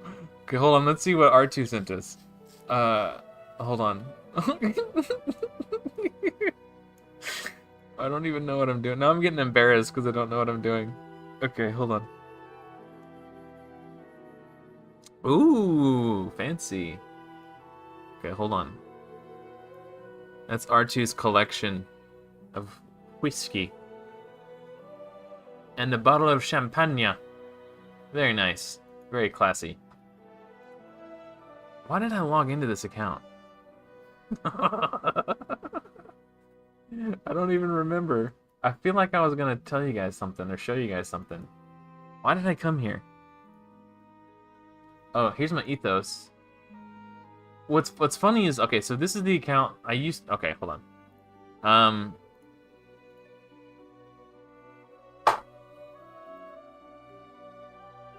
Okay. So I used to spend money on this account. So I was like, I was deep into pity, and I knew my pity was coming. And I so desperately wanted like a counterattack champion or an ally attack champion. And they were having a 2x or a 10x for Cardiel. And I was like, that's it. That's my ally attack champion. I'm going all in. So I bought enough shards to get me to where I was guaranteed to pull legendary because I was at pity. I was going for Cardiel. I pulled Ethos. And I was so pissed. Like, I literally rage quit the game for like 3 or 4 months before I came back. Yeah. That's what I was going to show you guys. I don't remember why I felt it was so important to show you guys.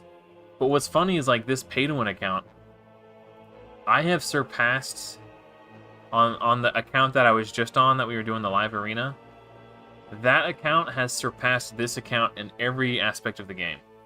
Free-to-play. So, this is my old pay-to-win account. My free-to-play account is way more impressive than that pay-to-win account. But we're going to jump back on the Rares Only Plus. I think. I don't know. I'm having a good time, though. I don't know about you guys, but I'm having fun. I only had one beer. Okay. Actually, I haven't even finished it yet. I told you guys, I'm a lightweight, okay? I never drink. Except for when I do. So that when I do, it's way more effective. I probably have like 2 beers a year, maybe. And that's a good year for me. I wish my clanmate I Am Sorrow was here, because he would be giving me so much crap for being a lightweight. He always does. I did have one earlier today, but it was several hours ago, and I've been streaming for 3 hours now, so it's been at least 3 or 4 hours since my first beer, so that one's all already filtered through my liver and stuff. I think I'm just out of stuff to do. I might, hold on. Which is a shame, because I'm having a lot of fun hanging out with you guys. Let's finish off let's see if we can level these up to 20. Or whatever. Were they 2-star or 3-star? I didn't see. I think they're 2-star.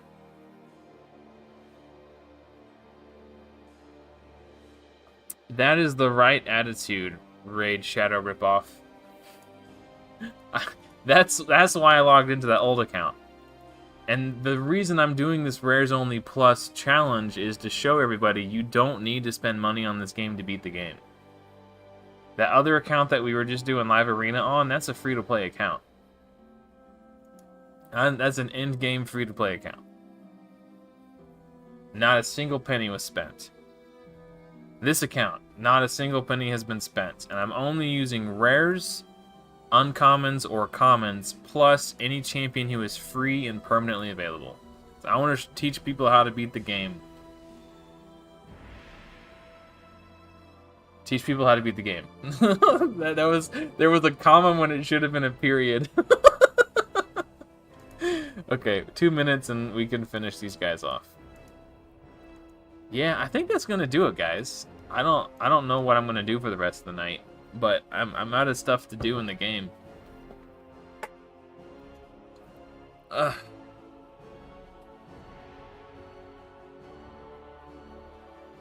Anyway.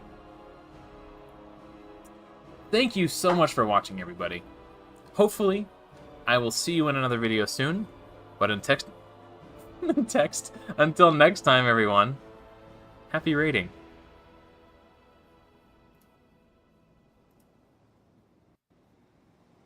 I missed it on my first click. I got it on the second one, though.